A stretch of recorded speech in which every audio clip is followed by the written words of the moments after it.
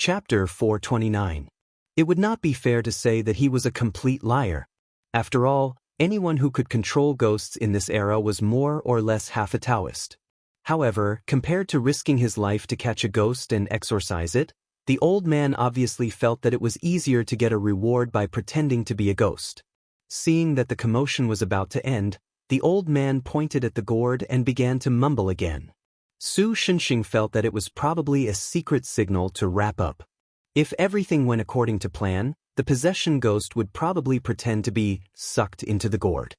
Then, the old Taoist would continue to trick it and he would be able to get his reward this time. However, a small accident happened.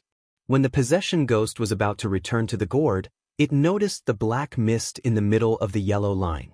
So, it curiously approached it as if it had discovered a treasure. It showed a look of joy and then took a deep breath. The black mist was sucked into its spiritual body. "Master, how is it?" Seeing that the supernatural phenomenon around them seemed to have stopped, the fat director hurriedly asked, "Did you manage to get the demon?" "Calm down." When the old Taoist saw that his possession ghost did not return to the gourd as ordered, he suddenly pulled a long face. He pointed 2 fingers at the possession ghost and said, "Hey! How dare you, demon? Hurry up and get rid of it." However, the possession ghost ignored him. Then, a strange feeling spread in the hearts of everyone in the room. If they had to describe this feeling, it would probably be, the air started to become restless. The old Taoist furrowed his white brows. He had not lived his life in vain. He immediately realized that something was wrong. He rushed to the incense table, grabbed the gourd, and was about to use a spell to retrieve the possessed ghost. However, he was one step too late. The lower body of the possession ghost was no longer a puff of green smoke. Instead, it had materialized into a pair of deformed legs. In addition, its body suddenly expanded like a balloon. In 2 or 3 seconds, it had expanded to the height of the ceiling. Its body was no longer the sickly and hunched body from before. Instead, it had become a giant. The yellow line was directly torn apart, and the surrounding desks were also pushed aside.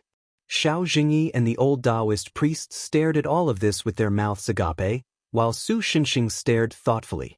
Only the fat director saw the 3 of them slowly raising their heads as if they were looking at something, but he couldn't see anything. He could only look at the supernatural scene in the office that seemed to have gotten worse. He couldn't help but feel anxious. "What did you see? What's going on here?" This is," the old Taoist muttered to himself in disbelief. "Old Su, what's going on?" Xiao Jingyi couldn't help but feel a little nervous. "You've ghost-ized, haven't you?" After all, it's inevitable that spirits and ghosts like things that are full of negative energy. After absorbing a large amount of this kind of energy, the vengeful spirits that are reluctant to leave this world will be eroded by the negative energy and become evil spirits that only know destruction and slaughter.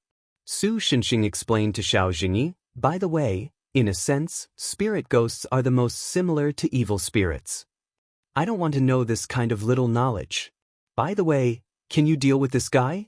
While Su Shunxing was still explaining, the evil spirit slowly stood up and knocked a hole in the ceiling. This made Xiao Jingyi even more nervous. This guy in front of him didn't look like a good person. Almost at the same time he asked this question, the evil spirit suddenly threw a punch at the old Taoist priest who was closest to it. The old Taoist priest was startled, but his movements weren't slow. He immediately squatted down and covered his head with his hands, narrowly avoiding the opponent's fist. However, his hair, which was originally tied up high, was swept away, and his hair suddenly became disheveled, making him look like a homeless person. "Sure, but I refuse." Su Shunxing looked at the scene in front of him with a faint smile and replied, "Because I think it's very interesting." "Interesting, your sister." Xiao Jingyi only had time to grumble a little before the evil spirit raised its fist again. Thus, the police officer simply took out his pistol, loaded it, unlocked the safety, wrapped the 50 cents bracelet plus 2 foot around it, and fired a shot at the evil spirit. The bullet neatly passed through the evil spirit's mist-like body and made a hole in it. But 3 to 4 seconds later, the hole immediately disappeared. However, the evil spirit had shifted its target to Xiao Jingyi. After following Su Xinxing on so many missions, Xiao Jingyi could be considered to have seen a lot of storms. He could even talk and laugh with the Dragon King, so how could a mere cricket evil spirit? Thus, he calmly took out the Yuan Rong sword, which was obviously much bigger than his waist bag, and threw it at the evil spirit without saying anything. Just like that, the Yuan Rong sword stabbed into the evil spirit's head and stopped the evil spirit's advance. Then, Xiao Jingyi rushed forward and kicked the hilt of the Yuan Rong sword. The Yuan Rong sword directly pierced through the evil spirit's body and cut its upper body in half. The severely injured evil spirit no longer looked as nonchalant as before. Not only did its recovery speed slow down, but it also became more irritable. With a flurry of punches, it tore down most of the office. The fat police chief was so frightened that he hugged his head and lay on the ground like the old man. After that, the evil spirit accidentally ran in front of Su Xinxing and raised its fist at this seemingly powerless human. Su Xinxing sighed helplessly. Then he used his face to take the other party's punch. The upper body of the evil spirit immediately collapsed and was no longer human. At the same time, this existence with little intelligence also realized how terrifying this guy in front of it was and turned around to escape. Then, Su Xinxing took a step forward and casually grabbed. The evil spirit's body collapsed like smoke and dust, and Su Xinxing held something about the size of a hamster in his hand. At first glance, it looked like a white tadpole. That was the original body of the evil spirit's possession ghost. However, after Su Xinxing dispersed the negative energy, this thing's strength weakened to about 1/10 of its original strength before it turned into an evil spirit. Because the feeling of this thing squirming in his hand was disgusting, Su Xinxing threw it on the ground and planned to stomp it to death. However, at this time, the old Taoist priest was one step ahead of him. He raised the gourd and stored the possession ghost inside. A real haunted incident came to an end here. What happened? The fat police chief stood up from the ground and asked Xiao Jingyi while looking at the old Taoist priest suspiciously. Although he was a little superstitious, he was not a fool. Compared to the old Taoist priest who was lying on the ground like him, Xiao Jingyi and Su Xinxing seemed more reliable. Chapter 430. Sigh. Chu Nuangxia let out a long sigh. Although she had successfully contacted Jasmine herself, just from the voice on the phone, it was just as she had guessed. It was just a child. Even if the other party seemed to be very interested in the cursed game, to be honest, Chu Nuangxia did not think that a child could be of much help to her. However, humans were creatures who liked to gather together and lick their wounds. Compared to the anxiety of being alone, it felt much better to have a companion who shared the same fate. It was also because of this that she came here to look for the other party even though she knew that the other party was just a child. This was Jiangjin's famous pedestrian street. Although it was not a holiday today, there were still many people coming and going on the street. After waiting for a while absent-mindedly, Chu Nuangxia suddenly felt as if someone was tugging at the hem of her clothes. She turned her head and the first thing that entered her sight was a dazzling golden color. It was an exceptionally beautiful little girl. She had a head of blonde hair that was very rare in the Celestial Empire. It was not the kind of dull or even ugly blonde that was dyed with hair dye. Instead, it was more dazzling, the kind that sparkled like gold. At this time, her long blonde hair was tied into 2 ponytails that hung behind her head. It swayed left and right with the girl's movements, making her look full of vitality. She was wearing a cute spaghetti strap dress that matched her temperament very well. The style with many lotus leaves and tassels seemed to be called Lolita or something else. Chu Nuangxia was not a person who liked to buy clothes and dress up, so she was not too sure. But in her heart, she had a vague feeling that the person who chose this dress for the girl must be a lolicon. This child was so cute! Chu Nuangxia exclaimed in her heart. Chu Nuangxia was not tall to begin with. She could even be considered petite and dainty. Therefore, when she was still in university, she was ridiculed by her classmates for looking like a junior high school student. Because of this, she drank a lot of milk. Of course, it did not work. However, at this time, the girl beside her was even shorter than her. If Chu Nuangxia's height was that of a junior high school student, then this girl was definitely an elementary school student. Are you Mo? she asked in a low voice. The little girl was silent for a moment. Then she kicked the girl's calf with her small leather boots. It hurts. Although the other party didn't really kick her, the power of the round leather boots was not small. Nuanxia screamed in pain. Call me master, the little girl said in a dissatisfied tone as Nuanxia hopped around the square on one leg. That's too much. Who would suddenly kick someone like that? Chu Nuanxia's impression of Emily immediately dropped a notch. She responded loudly. I've already reduced my strength as much as possible. The little girl replied disapprovingly. Then, as if she had thought of something, she added, Speak. Chu Nuanxia looked at the girl's small arms and legs and immediately retorted, Liar. How could it be the lightest force when it hurts so much? There will be a bang. Pa pa pa pa pa pa. The little girl answered seriously. That must have been an explosion. She's broken into pieces. Chu Nuanxia complained with an embarrassed face. Then she remembered that she was on the street and looked around. Sure enough, her interaction with the little girl had attracted a lot of attention. However, the onlookers didn't sympathize with her or feel indignant about the little girl's tyranny. Instead, they looked at them with gentle eyes that said, Ah, what a cute pair of elementary school sisters quarreling. Unlike Su Shenxing, who was so thick-skinned that he could use his face to catch a nuclear bomb, Chu Nuanxia's personality was more shy. She suddenly blushed and stopped arguing with the girl. Instead, she took the girl's hand and ran to a place with fewer people. Initially, she was worried that the little girl would struggle or resist, but to her surprise, the little girl was very cooperative. I say, this is the first time we've met in real life, right? Although it's strange for me to say this, it's better for you to be careful when you come out to meet your online friends in the future. Don't come to these deserted alleys.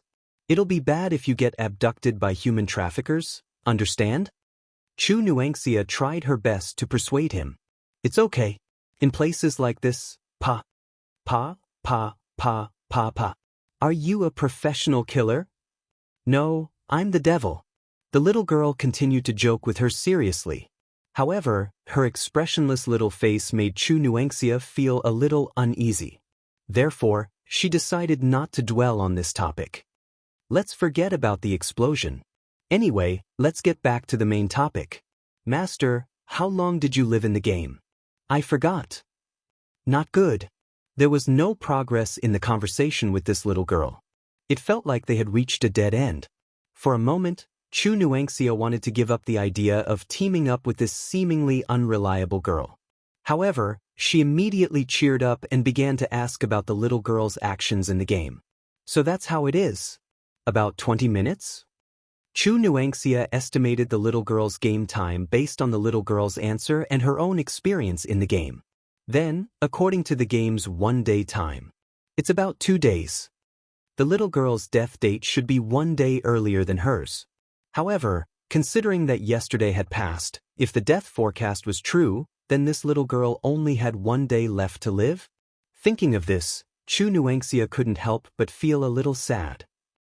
The reason why this little girl was so rude and unreasonable must be because she vaguely knew that her death date was near. Her heart was full of anxiety. After all, she was still a child. It was normal for her to be a little unbalanced when faced with such a cruel reality. In this case, it was clear what she had to do. Of course, she had to forgive her. Master will definitely need to conduct a corresponding investigation later. Can you tell me your real name? I've been using the game's name for a long time. It feels a little weird. Sure enough, I used your name. Dog, are you trying to cheat your master? What the hell is a dog? My ID in the game is dog. Speaking of which, there's no need to move the game's settings to reality. Obviously, the investigation hadn't started yet, but Chu Nuanxia felt a little tired. Chapter 431. In short, we only have 2 clues now. One is the game itself, and the other is the dead president. Just exchanging names was enough to make Chu Nuanxia feel physically and mentally exhausted.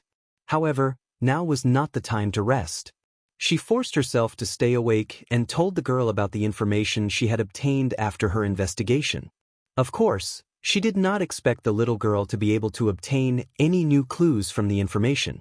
The reason why she told the little girl this was most likely to satisfy herself.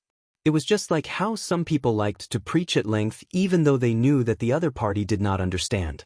As for the game itself, I tried to unpack it, but it failed. In the end, I only got some documents full of garbled code. After that, I tried to upload it to Yunchindu or something like that. Although it seemed like the upload was successful, the download result was the same. It was just garbled code. I guess it would be the same if I used Audiobook to transfer the files. So, it seems that this game can only be spread through a more narrow means like a USB drive. Therefore, we don't need to worry about it spreading on a large scale. As for the president, I still don't know why he sent this to us. Judging from the fact that he went to the police station to seek asylum, he should know that this game has a death curse. Maybe it's because there's a horror movie where if you show a cursed videotape to a certain number of people, you won't die. Maybe that's why he did this. However, from what happened to him, this kind of behavior is useless. The curse won't be lifted because of this. All in all, what I'm more concerned about now is where the president got this cursed game from. Maybe this can provide us with some clues to break the curse. Chu Nuangxia talked endlessly about her thoughts, but when she got a little thirsty, she sadly found that the little girl named Emily didn't seem to be listening. Instead, she grabbed something out of thin air, broke it, threw it on the ground, and stepped on it. Emily, are you listening to me? Oh, did this answer mean that she wasn't listening at all? Although she talked a lot, Chu Nuangxia's purpose was very clear from the beginning. She wanted to sneak into the president's house and investigate the source of the cursed game. Actually, the girl had also obtained the president's home address through some small means. The only reason why she hadn't acted yet was because she was waiting for others to act together with her. Someone in the guild should have already died from the curse, right? After all, in yesterday's game, there were guild members who only lasted for 10 minutes or so, and they only died for 1 day. Perhaps someone in the guild had already sensed that something was wrong. If he were to find someone else to work with now, they might be more reliable than this little girl called Molly. However, after thinking about it for a moment, Chu Nuangxia gave up on the idea. After all, even if there were people who felt that something was wrong, the reality was too bizarre. There shouldn't be many people who believed it.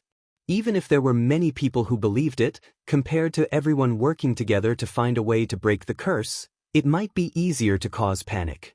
It would be troublesome if some people were as crazy as some extreme AIDS patients and copied the game into a USB flash drive and spread it indiscriminately to take revenge on society.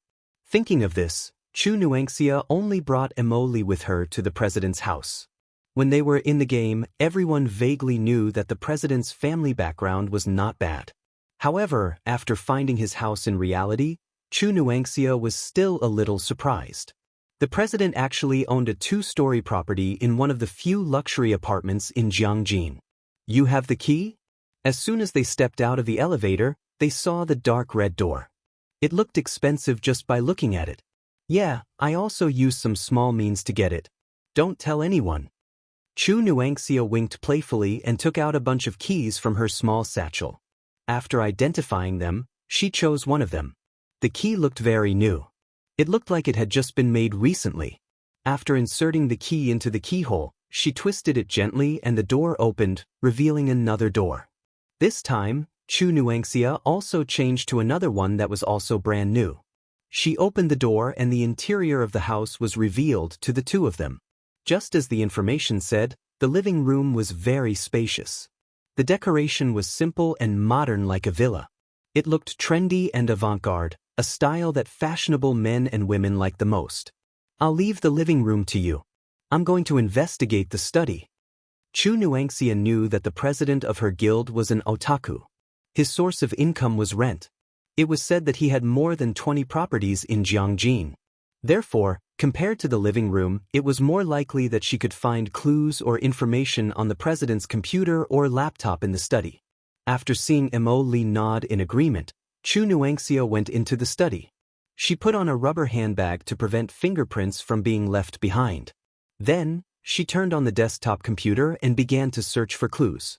It was fortunate that the computer did not have a password or anything like that.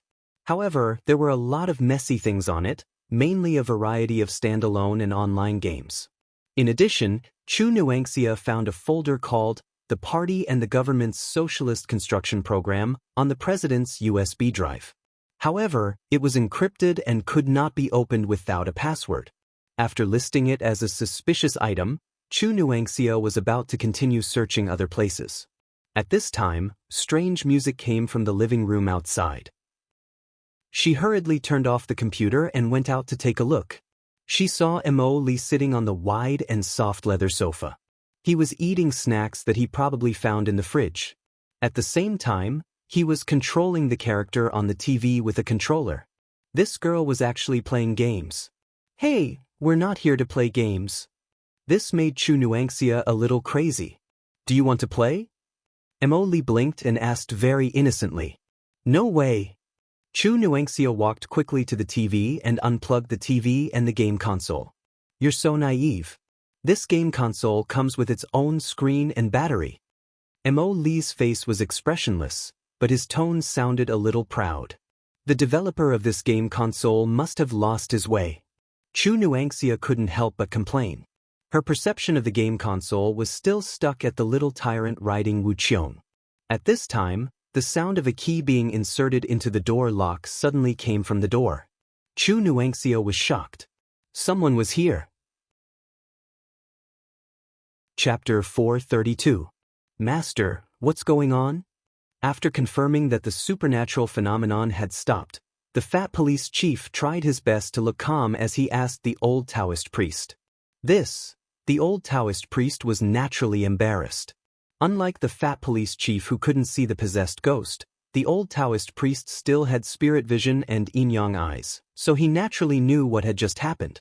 He didn't expect that Xiao Jingyi, who looked like a normal police officer, would have the power to fight against the evil spirit, and Su Xinxing, who he thought was a normal scammer, could even defeat the evil spirit with one punch. That evil spirit was transformed from his scam tool, so it was a bit awkward. Wait a moment, Xiao Jingyi suddenly said, and shouted to the other police officers, I'm sorry, please look over here, I'll explain the situation just now. As soon as he finished speaking, all the police officers, including the fat police chief, heard a click, and after a white light flashed, they couldn't remember anything. Su Xinxing looked at the item in Xiao Jingyi's hand with an embarrassed expression. It was a device about the size of a pen, and the white light just now came from this thing. Why does this thing of yours look so familiar? Oh, I heard that the Super Administrative Office originally used this to erase memories, and it was similar to the police ID in Hong Kong movies. When you want to use it, you just have to open it and let people see the national emblem. The words attached to it also have the effect of modifying memories, but if a person is modified too much, they will easily become forgetful. Xiao Jingyi replied, it's just that there's someone in the development bureau who's a fan of that film, so he made this based on that thing. As the effect of modifying memories is faster and better, it's now a standard. What do you mean by memory? At this time, after being illuminated by the white light, the fat police chief finally came back to his senses and slowly asked. Look here. Click. And so, he was illuminated again. Su Xinxing and the others went to a corner of the police station to talk. After making them believe that the old Taoist priest's method seemed to be subtly useful, but also seemed to be useless, Su Xinxing and the others went to a corner of the police station to talk. I didn't know that the two of you had such skills. Now, I'm ashamed and have decided to go home and cultivate in seclusion for 3 years. I'll take my leave now. Seeing that the atmosphere was so awkward, the old man steeled his heart and wanted to take advantage of the situation to slip away. However, he was stopped by Su Xinxing. Senior, don't run away. We still have a lot to talk about with you. Although his words were very calm and his tone was very friendly, the smile on his face made the old man's heart skip a beat.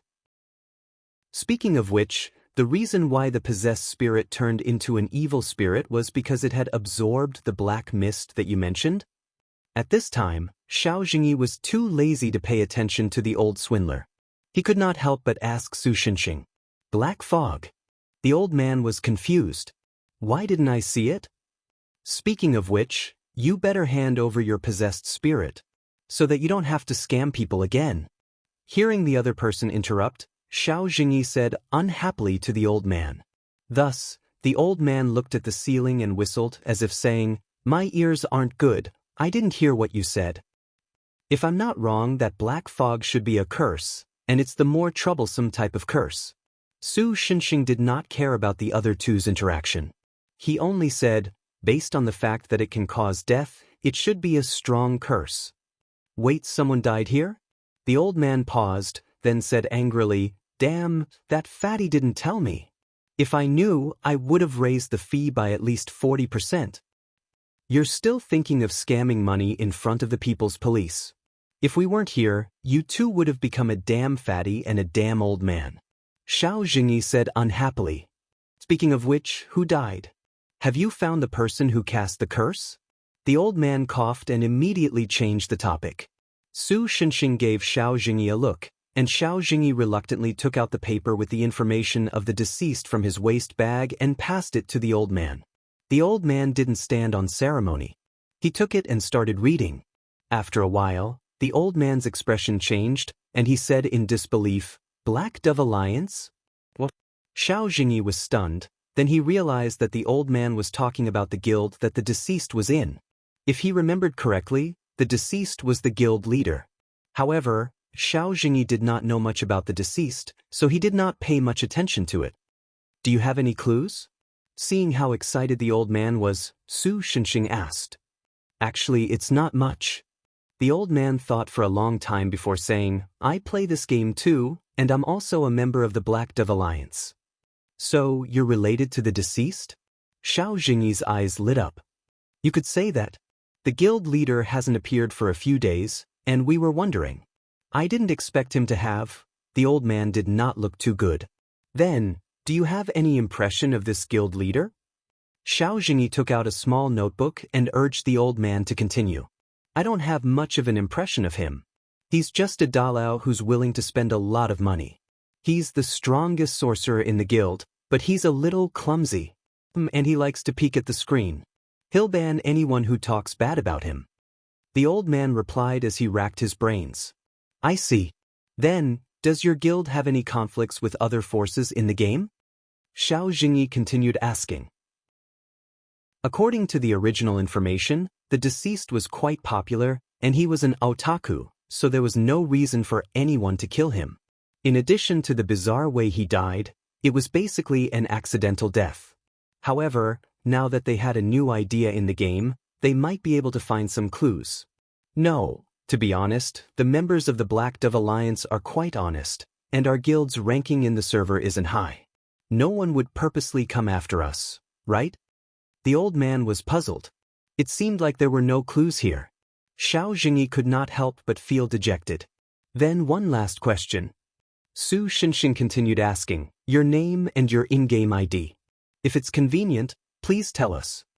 Not only did Su Xinxing and the others have something on him, but they also beat up the evil spirit so fiercely that the old man did not dare to play any tricks. Hence, he answered honestly, "My name is Yun Tianji, and I have many IDs. Recently, I've been using Undying Pit Tree." Chapter 433. Although the old man's name did sound like a cultivator's, it didn't erase the stain of his reputation as a liar. Speaking of which, if you can tame and raise a possession ghost, you don't have to be a charlatan, do you? You should be able to deal with normal wraiths, right? Su Xinxing asked the old man in confusion. "That's why, young man, your understanding of the world is still too shallow." Probably because he felt that Su Xinxing and Xiao Jingyi weren't as difficult to get along with as he thought, the old man began to speak casually. "When I came down from the mountain, I really wanted to be a good Taoist and subdue demons for the sake of the people's safety. But the problem is that normal wraiths can't affect people's lives at all. At most, they can do mischievous things such as blowing away paper, causing people's hands to slip when they're holding something, or hiding a remote control. In 2 days, the wraiths will disappear by themselves, and I won't be able to do anything. As for some of the stronger wraiths, I'm not a match for them because I'm not skilled enough. Plus, when I catch a real ghost, it's all done in a few seconds. There's no visual effect at all. Those who hire me to catch ghosts think that I'm a liar because I'm useless." He had an expression that said, "What can I do? I'm also in despair," on his face. Begging for alms is no longer popular in this world. If I hadn't discovered by chance that I could make more money by casually writing novels than by catching ghosts, I would have starved to death on the streets. But later on, this old man accidentally discovered this possession ghost, so I tried to pretend to be a scammer. In the end, after the visual effects of the possession ghost's interference, the owner of the house really did give this old man quite a sum of money, which solved this old man's desperate situation. So from then on, he was addicted to being a charlatan and didn't have the heart to write novels. "You're a monk. What use do you have for so much yellow and white stuff?" Because the old man always referred to himself as an old man, Su Xinxing's tone became like that of a martial artist. "Immeasurable deity, of course it's for money. Where did the monk's pure heart and few desires go? Let me tell you something. Recently, the magical girl Tang Xuanzang appeared in the Nei Crown game. I really like this one, but it didn't appear even after a few orders. I almost believed in metaphysics and changed my profession to become a monk. Why didn't your immeasurable heavenly lord use the Five Thunders spell to strike you to death? You also write novels?" Xiao Jingyi asked curiously. "That's right. When I read novels nowadays, all of them have protagonists who show off and slap people's faces. Those characters who cultivate immortality are no different from local ruffians. So, in a fit of anger, I decided to write my own book, vowing to become a clear stream in this muddy world." The old man stroked his beard and replied righteously.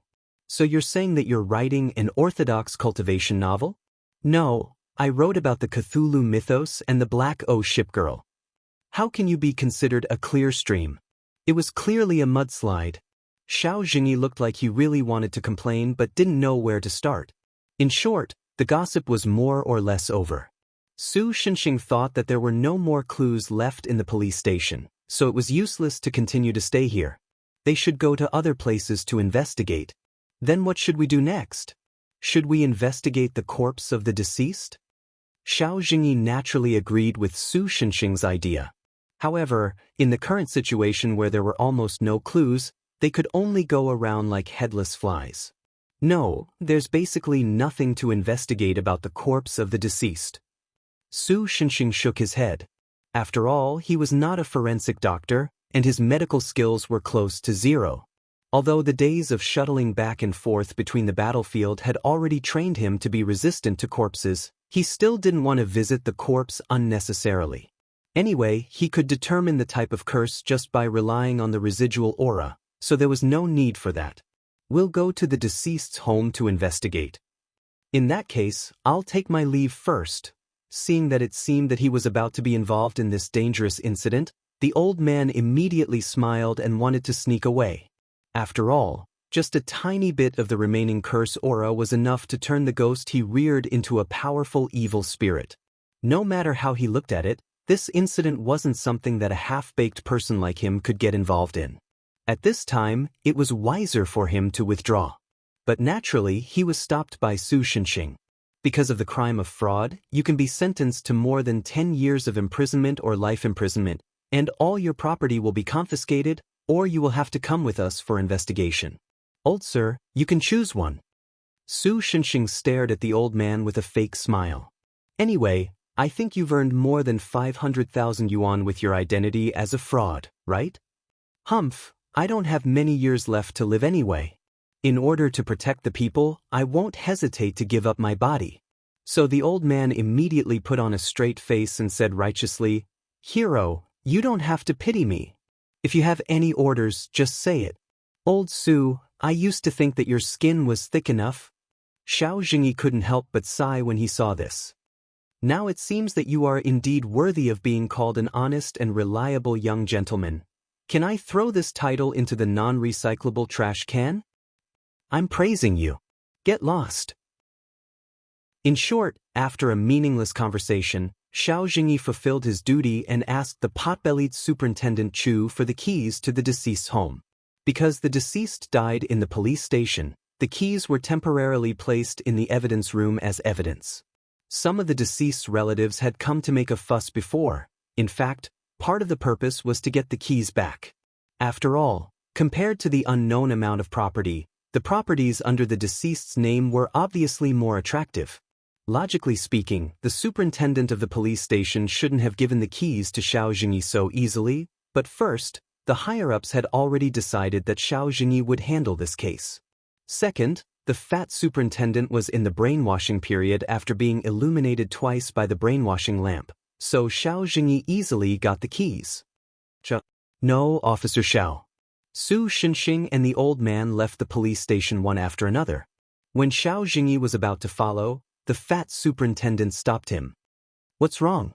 Xiao Jingyi couldn't help but be a little surprised. Could it be that the brainwashing period had passed?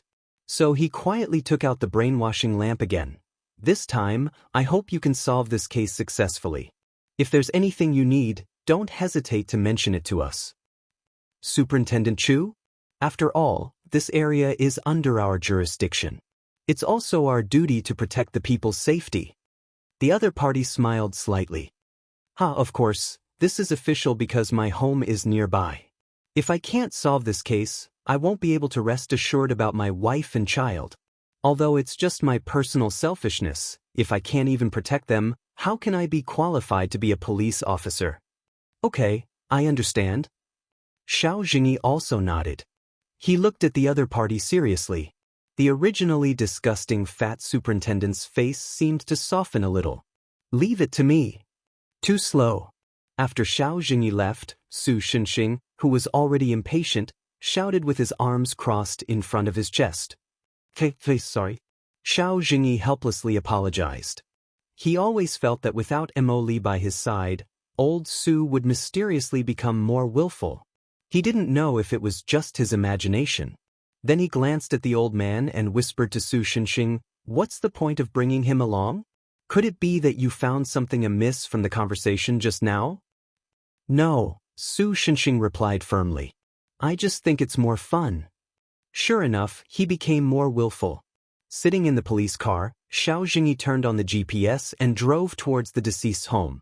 Su Xinxing, who was sitting in the front passenger seat, looked at the deceased's information again.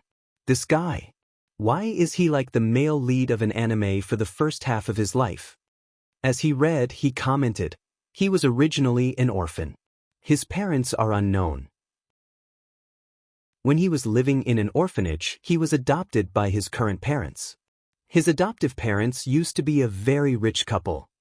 Xiao Jingyi, who was familiar with the information, naturally continued, they always wanted a son, but they only had a daughter. Later on, the woman had to have her uterus removed due to gynecological problems. She couldn't give birth to a boy, so she specially adopted one and treated him like her own son. The deceased used to be quite good. His grades were always among the best when he was a student.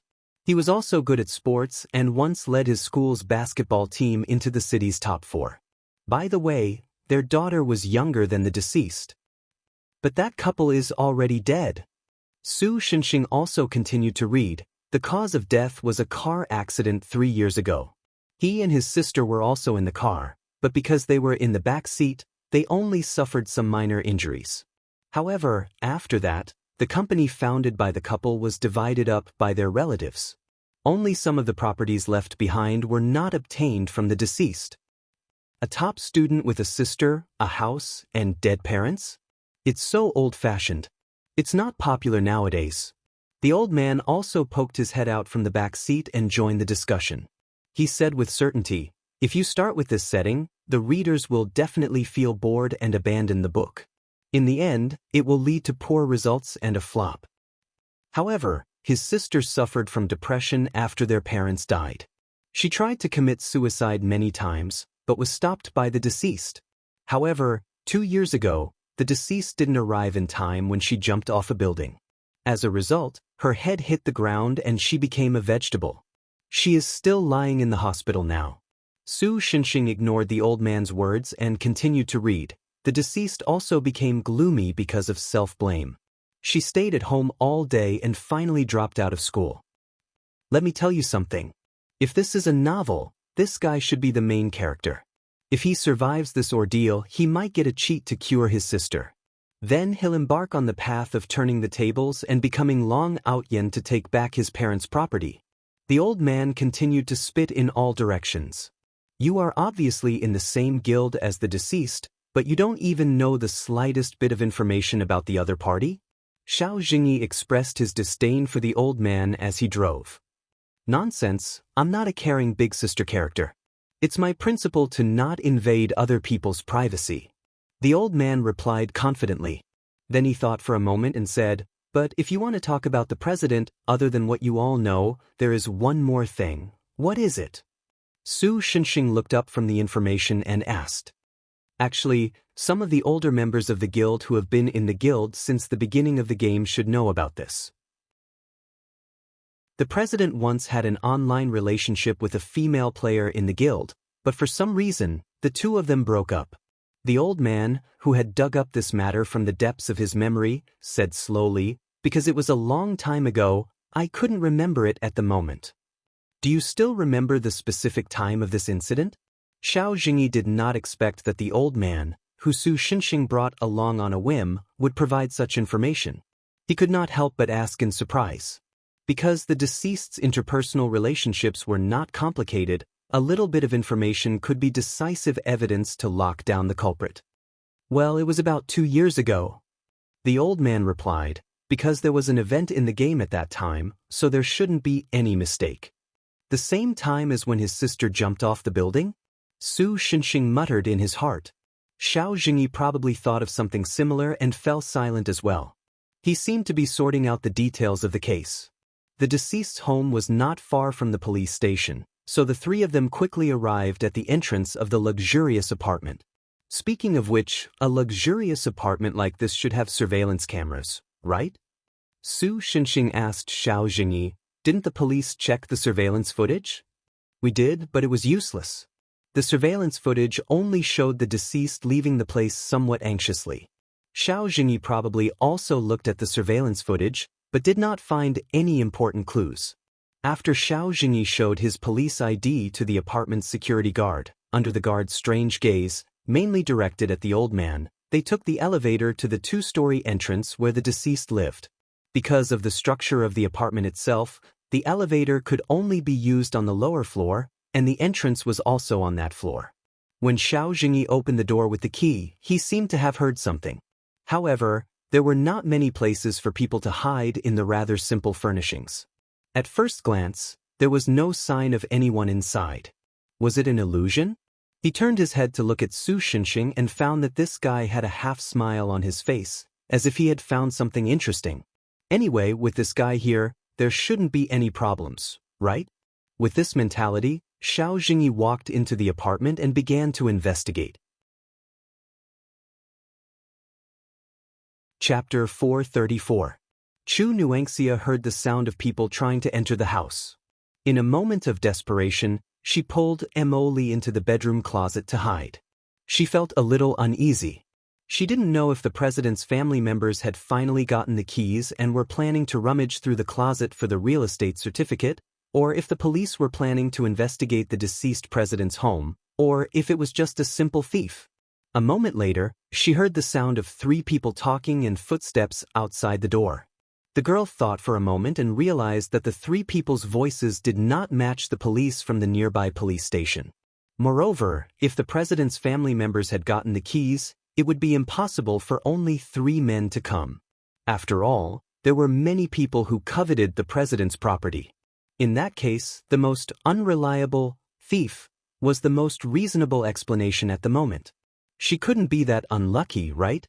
No, judging from the first half of her life, it was not impossible for her to encounter such an unlucky incident.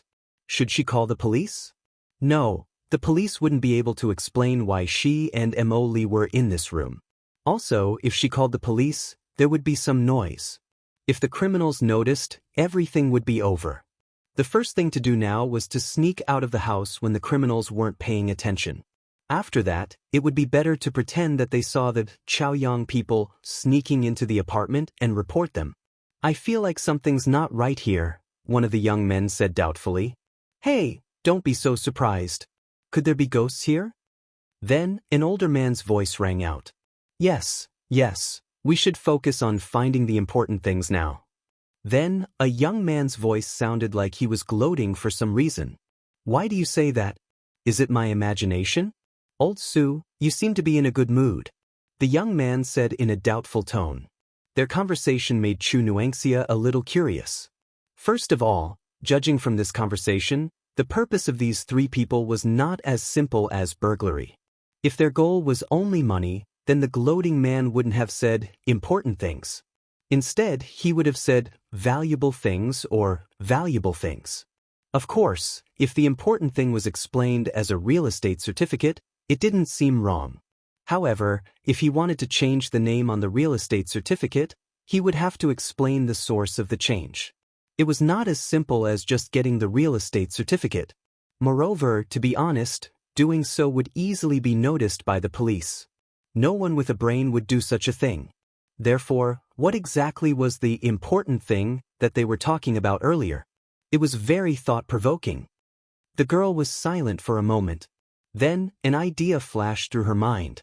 Could it be related to the death of the guild leader, or even the curse of the game? Thus, Chu Nuangxia couldn't hold back her curiosity. She didn't expect that the other party was just bluffing. She secretly opened the cabinet door a little, revealing a small gap to peek at the situation outside. Since the bedroom door was facing the living room, the two were quite close to each other.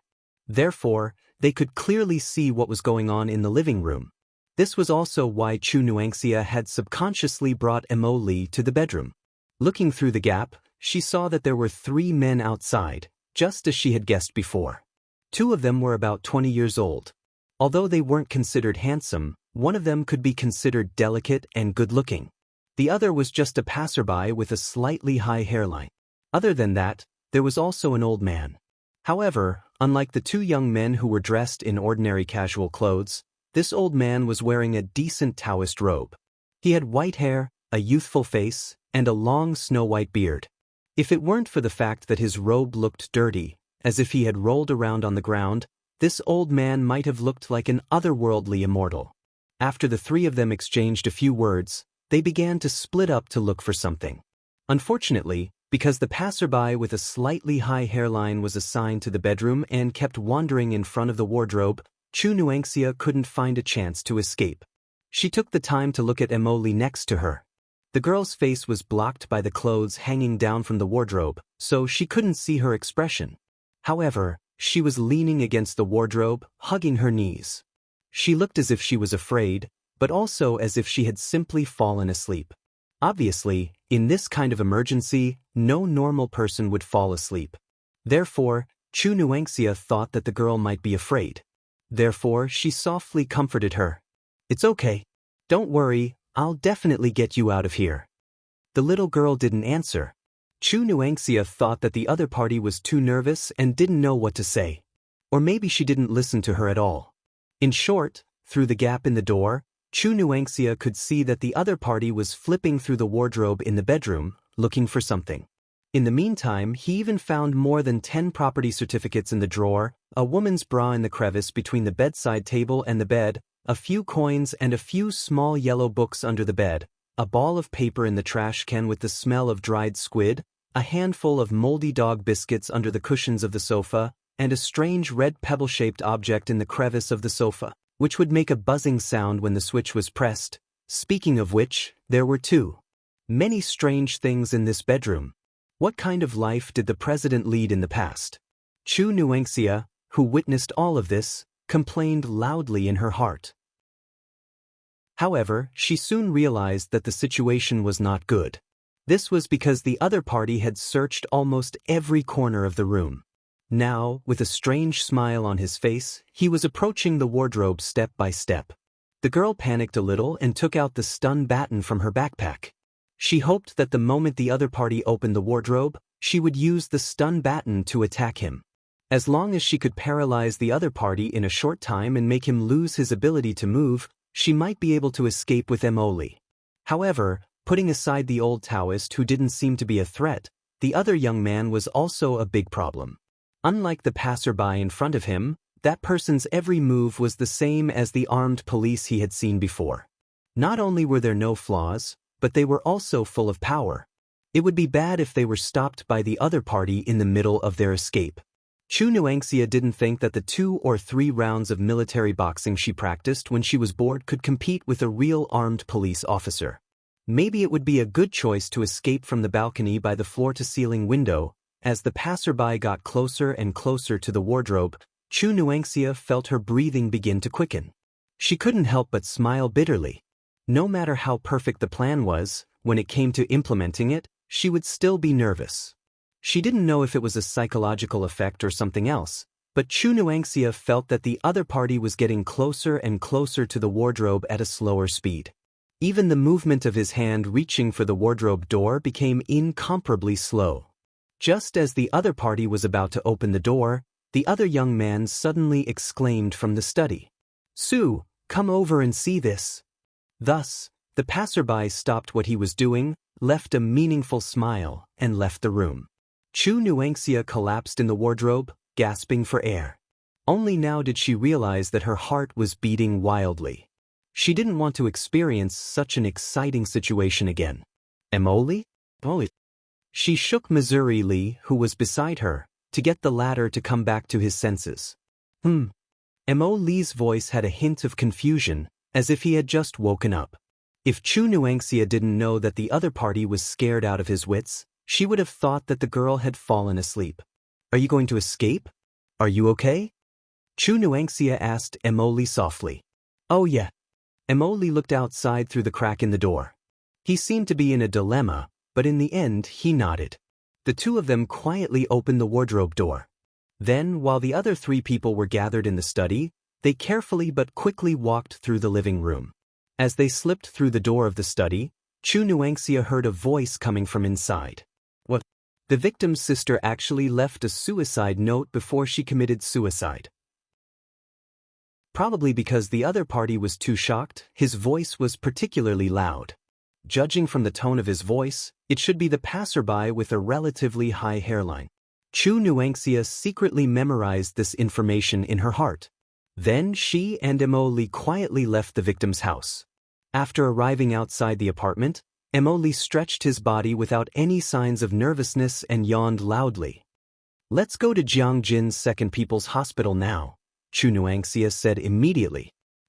Emoli tilted his head. His long blonde hair flowed down the girl's fragrant shoulders. She had a puzzled expression on her face. Didn't the 3 people just say that the president's sister left a suicide note? Although there's no way to confirm the contents of the note, maybe the hospital where his sister is currently staying will have some clues. Chu Nuangxia bit her lip. She seemed to be regretting that she didn't find the note before those people. However, she quickly composed herself and said, "We have to move faster. At least, we can't let those people catch up to us. Let's go." The little girl could only show a helpless expression as she was dragged away by Chu Nuangxia. Let's turn the camera around and look at the main character again. Unlike Su Xinxing, who was teasing Chu Nuangxia, Xiao Jingyi had been trying to find clues to this case from the beginning. After all, although Su Xinxing and the others knew that this incident was purely a murder, for most people, the deceased died in an accident. If they wanted to punish the criminal and prevent him from getting away with it, they could only rely on the power of the super administrative office. For this, certain clues and decisive evidence were necessary. Of course, if the mastermind behind this incident was willing to jump out and confront them, that would be the best. Su Xinxing would probably be more than happy to punch the mastermind into pieces. In short, he quickly found some clues in the study that might be helpful to the case. Even the socialist construction program of the party and the government on the computer's D drive was revealed to him after he cracked the password with a special device that the super administrative office had assigned to the city level. Of course, other than learning that the deceased's sexual preference was probably Big Sister, red tights, fishnet stockings, and Armstrong rotary jet Armstrong gun, he didn't obtain anything particularly useful. But then he found a few bundles of cash and a letter in a secret safe. He would not touch things like cash. After all, he was a civil servant, unlike a certain landlord who was about to go crazy from poverty. However, he was very interested in the letter, so he opened it and read it. It turned out that it was a suicide note left by the deceased's vegetative sister before she committed suicide. Judging from the date of signature, this suicide note corresponded to the suicide incident where the deceased's sister became a vegetative person and jumped off the building. In this way, it was somewhat suspicious that the deceased did not make it in time for her sister's suicide.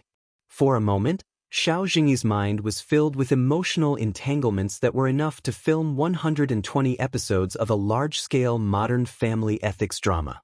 However, Xiao Jingyi was not the kind of person who would indulge in his own world. After discovering this, he immediately called the other two people, especially Su Xinxing, over. What? The deceased's sister actually left a suicide note before she committed suicide. When Su Xinxing heard him explain the whole story, he said loudly with a fake shocked expression. "Why did you say it so loudly?" Xiao Jingyi dug his ears with a helpless expression. Then he frowned and asked in confusion, "Wait, was there any sound outside just now?" "No, it was just your imagination," Su Xinxing immediately replied. "In short, Mr. Police Officer, what you mean is that the president deliberately didn't save his sister, causing her to become a vegetative person?" The old Taoist brought the topic back. "It's more sinister. The other party always wanted to talk. Maybe the deceased originally planned to wait for her sister to die and take the inheritance for herself," Xiao Jingyi guessed. "If that's the case, can't we make a better guess? For example, the deceased didn't see the suicide note before this, or when she saw the suicide note, it was already too late." Su Xinxing shook his head and said, "This doesn't mean anything. To be honest, compared to us blindly guessing here, it's better to see if we can find any clues from the contents of the suicide note." Just as the old Taoist priest was about to say something, he saw the computer next to him suddenly emit a burst of green smoke. Then, a cluster of sparks spread out from the computer and leaped straight toward the old Taoist priest who had yet to react. Chapter 435. Before the old Taoist could react, Su Xinxing quickly stepped on the flames and extinguished them, sending sparks flying everywhere. However, the sparks seemed unwilling to give up.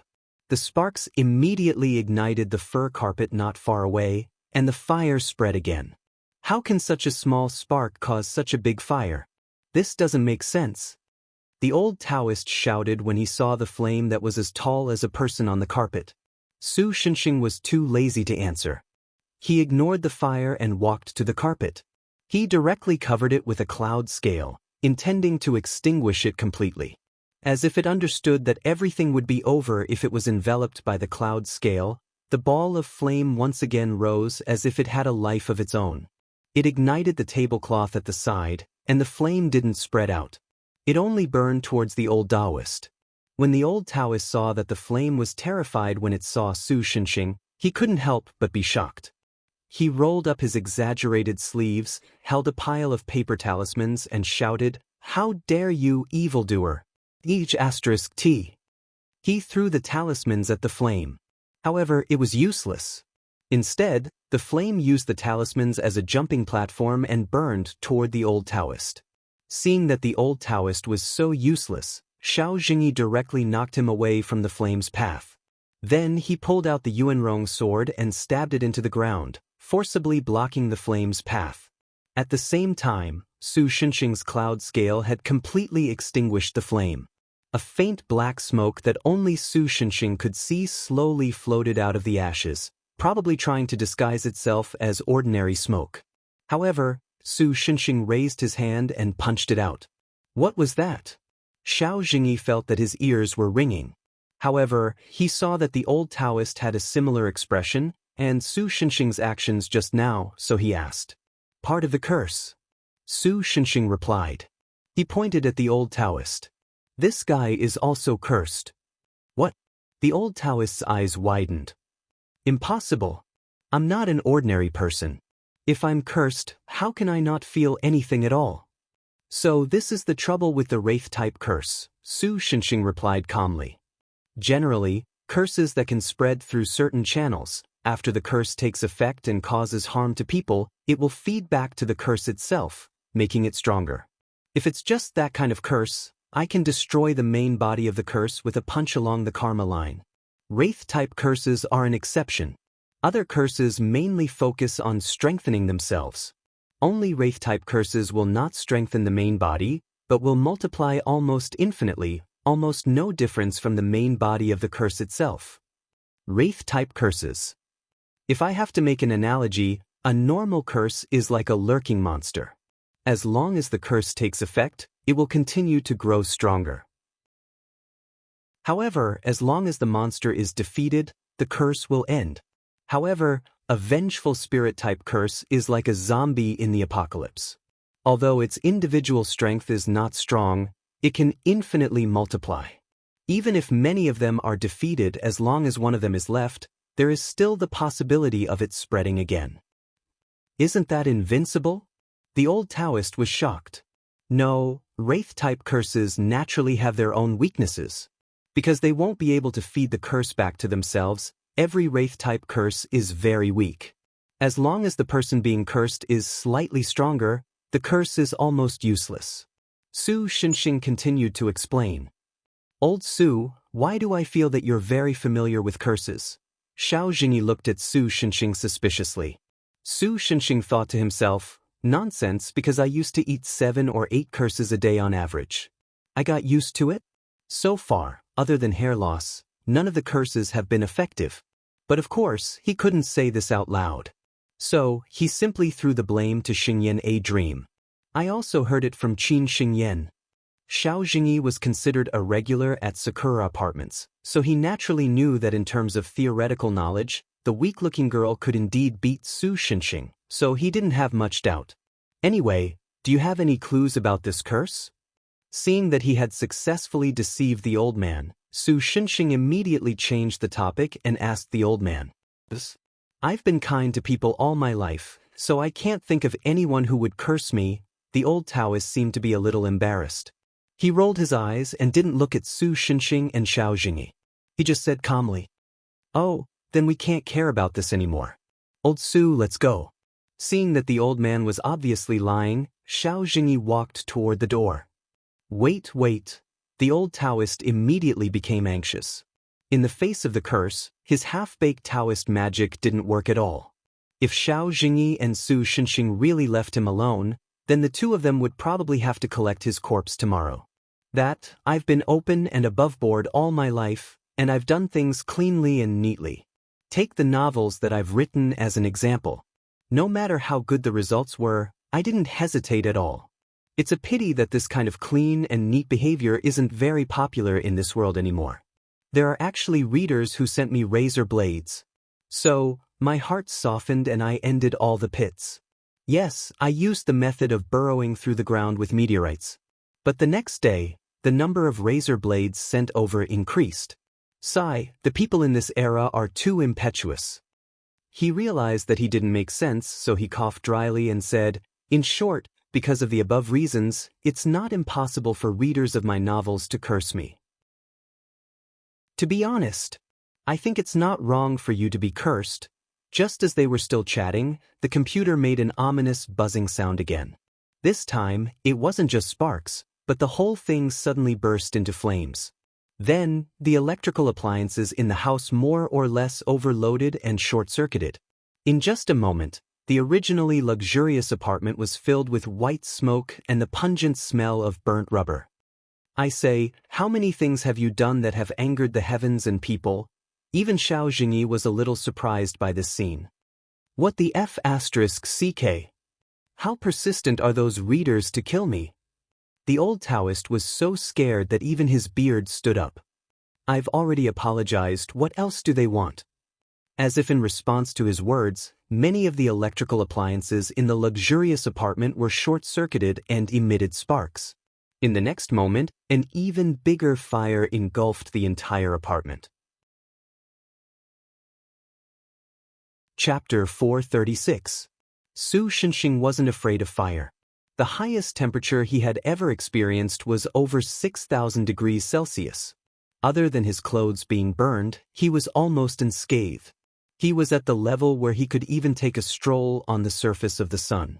However, neither Xiao Jingyi nor the old Taoist priest had the ability to do so. In fact, the old Taoist priest's beard had been singed by the fire, and it had been cut short. Don't take the elevator when there's a fire. Use the stairs.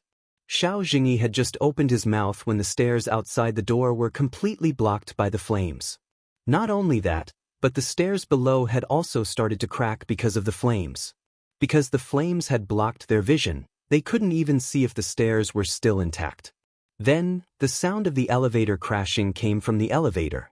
For a moment, it seemed that all the escape routes had been cut off. Oh my God, I didn't expect that Yun Tianji, would actually die here. The old Taoist priest looked up at the sky and sighed tragically. This was the 9th floor of a luxurious apartment. Even with his cultivation, if he jumped from such a high height, there was no other outcome other than falling to the ground. Old Su, do you have any ideas? The smoke in the room became more and more suffocating. Xiao Jingyi covered his mouth to prevent himself from breathing in too much smoke and carbon monoxide.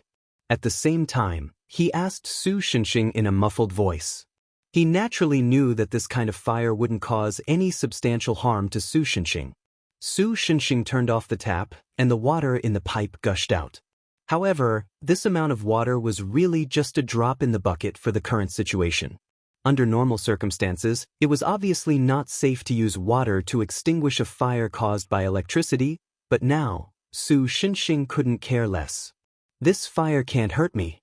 If I wanted to, it wouldn't be difficult to take you guys away. Su Shenxing frowned and replied. He wasn't lying. As long as he opened his cloud scale, the fire wouldn't be able to hurt him and the 2 people around him. If one was afraid of being buried alive, jumping down from the balcony was not dangerous at all. Even if he encountered a situation where he really couldn't do anything, he could at most take out his holy sword and cut open a space crack, then take Xiao Jingyi and the old Taoist back to Sakura apartment directly, physically.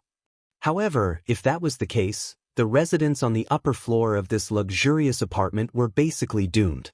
As for the residents on the lower floors, they would be finished if the floors collapsed.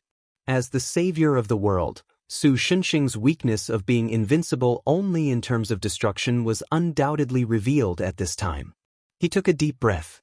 Then he coughed as he inhaled the smoke. Anyway, I'll take you out of here first. After sorting out his thoughts, Su Shenxing pulled the 2 of them up. Then he quickly broke through the window and jumped down from the building. With a loud thud, they landed safely on the ground. Well, it would be wrong to say that they landed safely. The marble floor in front of the building had a crater that looked like a frying pan because of their landing. In the middle of the crater, there were dense spiderweb-like cracks. Perhaps the impact of their landing had affected the underground water pipes. Some of the cracks were still spraying water. So exciting, so King exciting. At this time, the old Taoist, whose hair had become similar to a mohawk because of the rapid fall, kept muttering to himself as if he was possessed. After this incident, he was also fascinated by the unique facilities in various amusement parks. However, this was a story for another story. Xiao Jingyi, on the other hand, just took a few quick breaths and calmed down again. He looked at Su Shenxing and asked, "What are you going to do?" "What else can I do? Save them."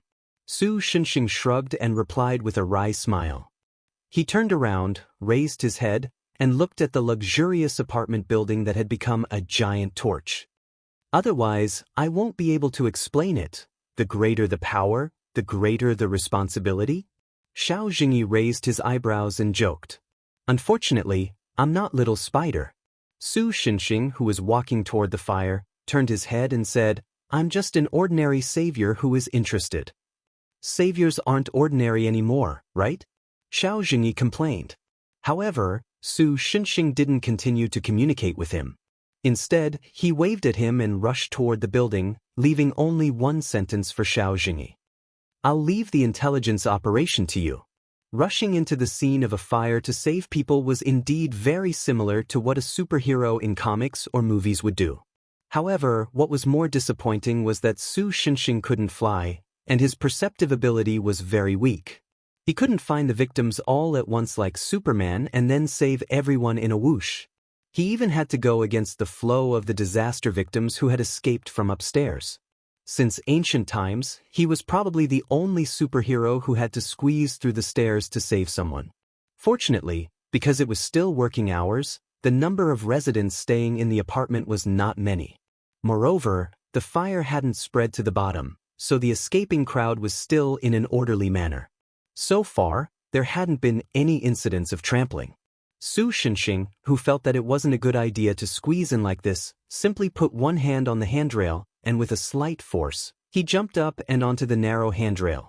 Although some people who witnessed this scene exclaimed, Su Xinxing knew that now wasn't the time to pay attention to that.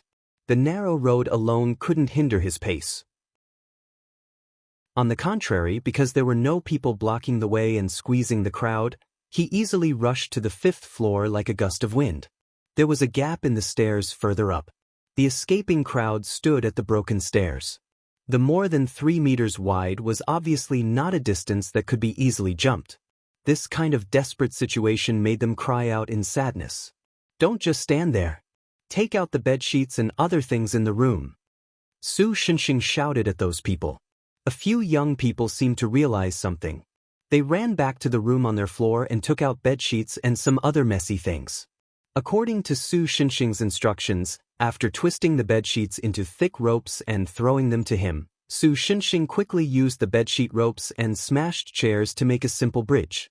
It was true that this kind of bridge didn't look very safe, but for people in desperate situations, it was very easy to choose between overcoming this fear and walking across the bridge or staying in the building and suffocating to death from the smoke or being burned alive by the flames. Chapter 437. Xiao Jingyi used his phone to ask for help from the higher-ups while observing the interior of the condominium. This luxury condominium was located in the center of Jiangjin, so the sudden fire would naturally attract attention. Therefore, there were already a lot of onlookers behind him. Fortunately, the police soon arrived and set up a quarantine zone. However, the firefighters with fire engines and ladders were still stuck a little further away because of the traffic jam. It was impossible to hide this matter from the super administrative office of Jiangjin, so they needed a higher-up department to step in. After doing all this, Xiao Jingyi reminded the old man not to run around, then showed his identification to the police and quickly ran into the fire.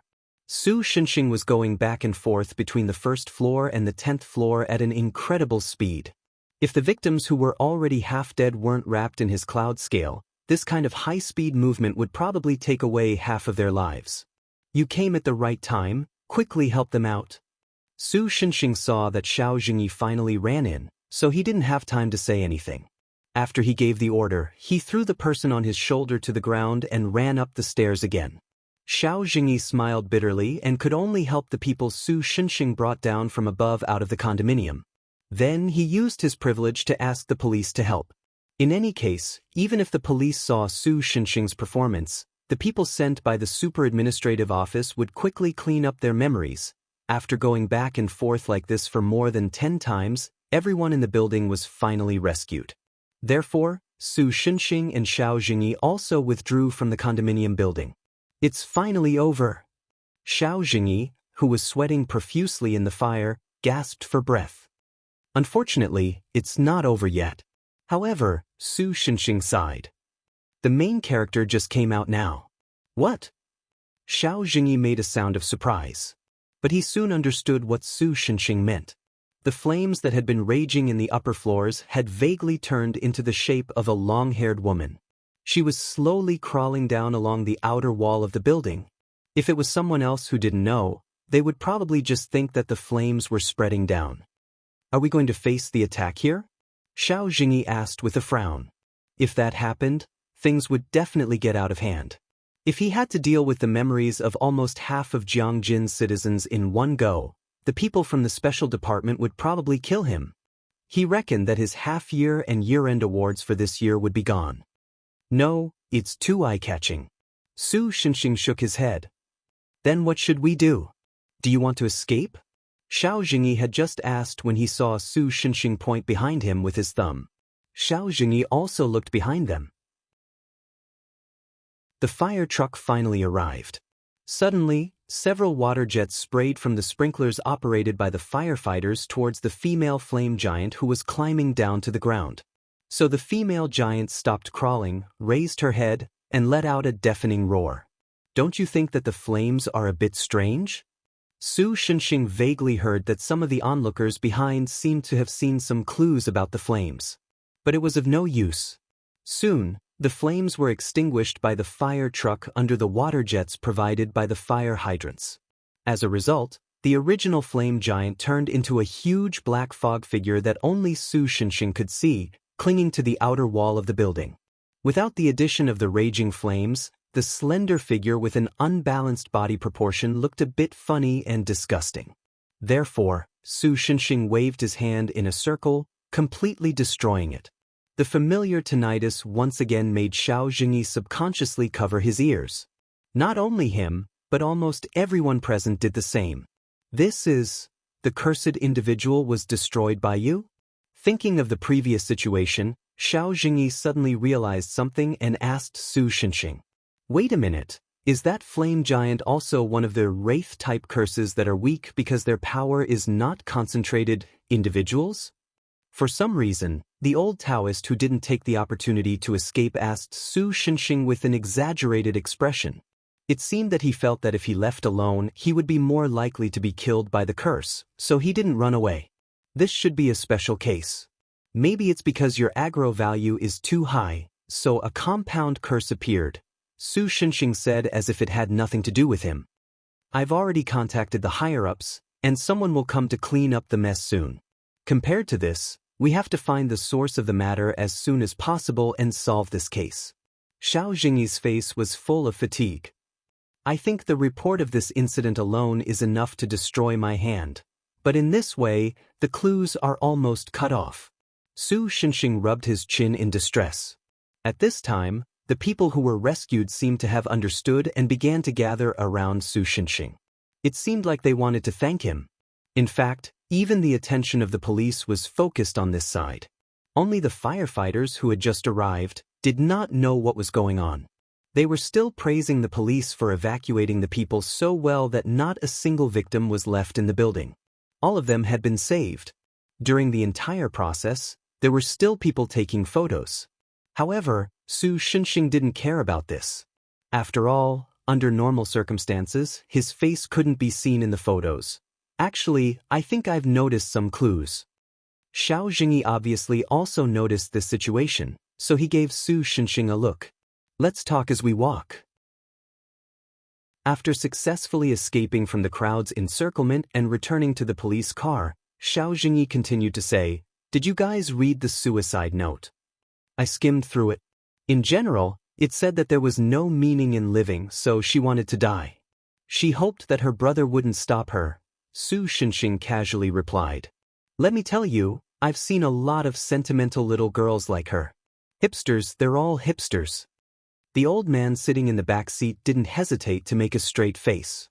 Xiao Jingyi ignored him and said to Su Shenxing, "Before, you said that maybe the victim didn't see the suicide note or it was too late by the time he saw the suicide note, so he didn't save his sister, right? Is there a problem?" Su Shenxing asked. If that's the case, then why did the girl in the suicide note emphasize that her brother shouldn't stop her? Xiao Jingyi said in a deep voice.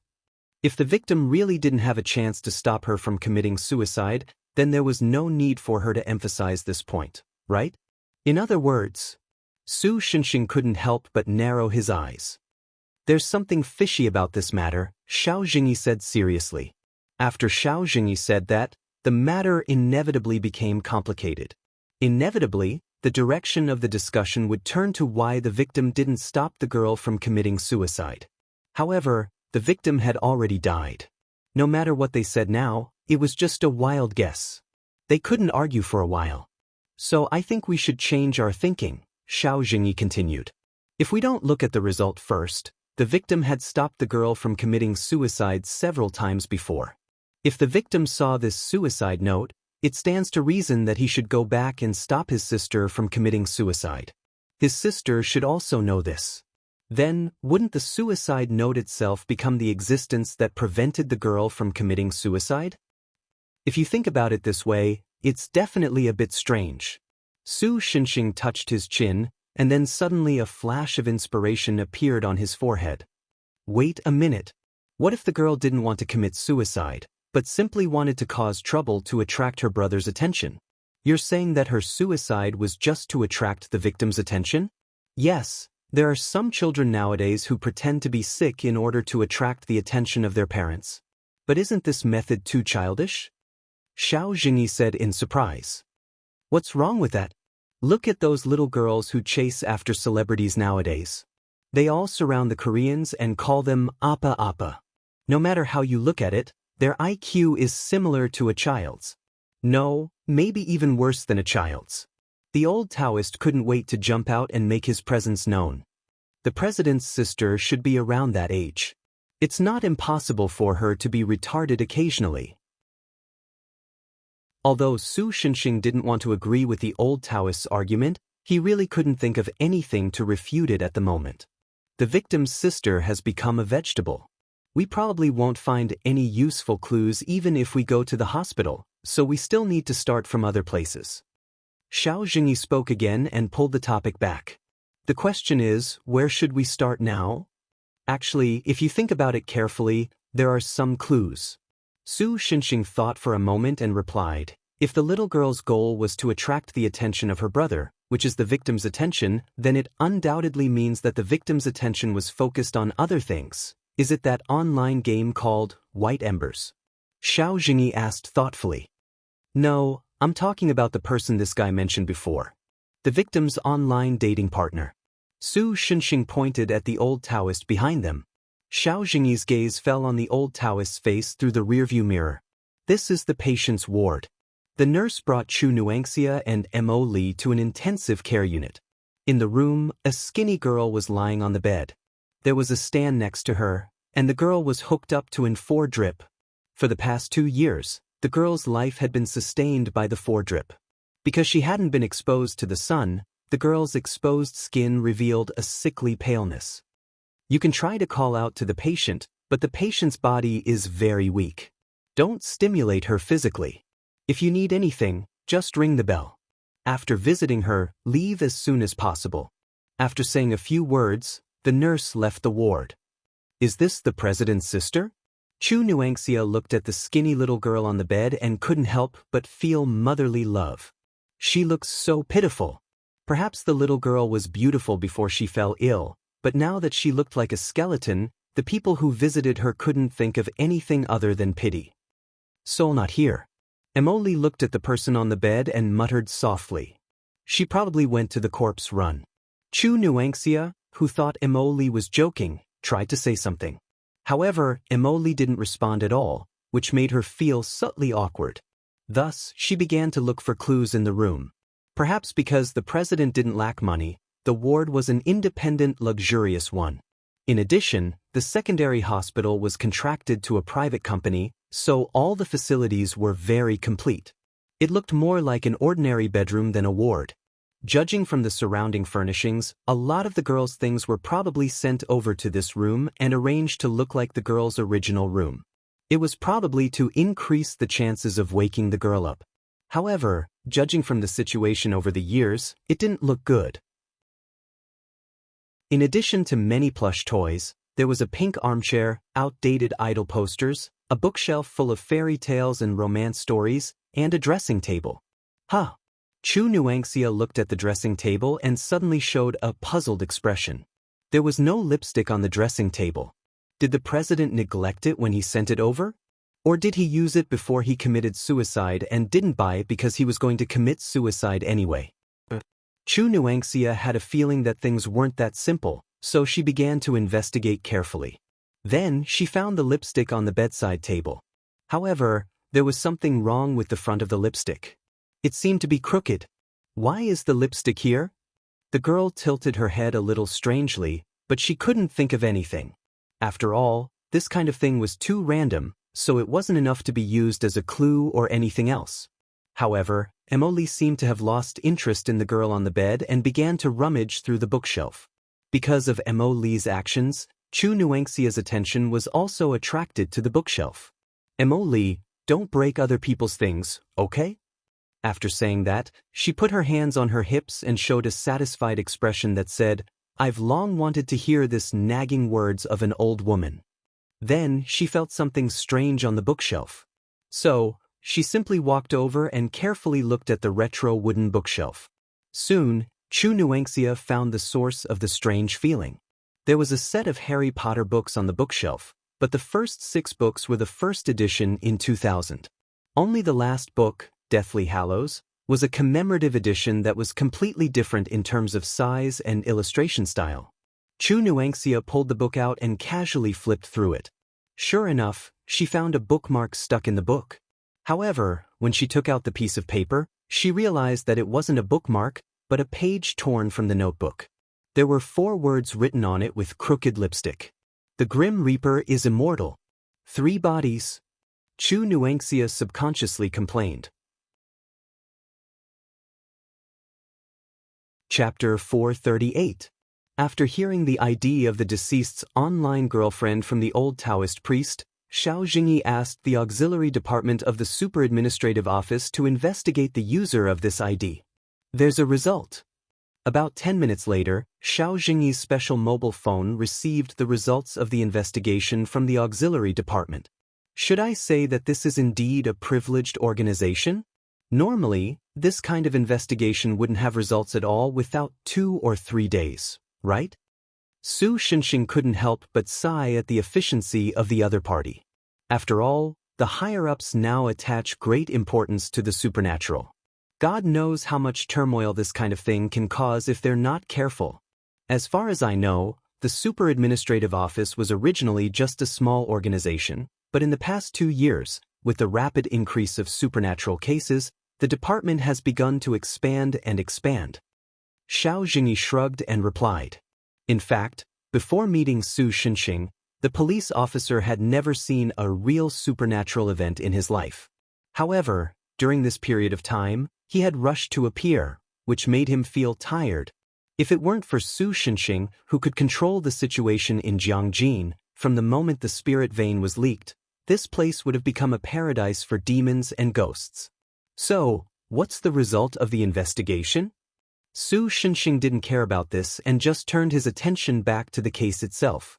The dog is here. Xiao Jingyi had a constipated expression on his face.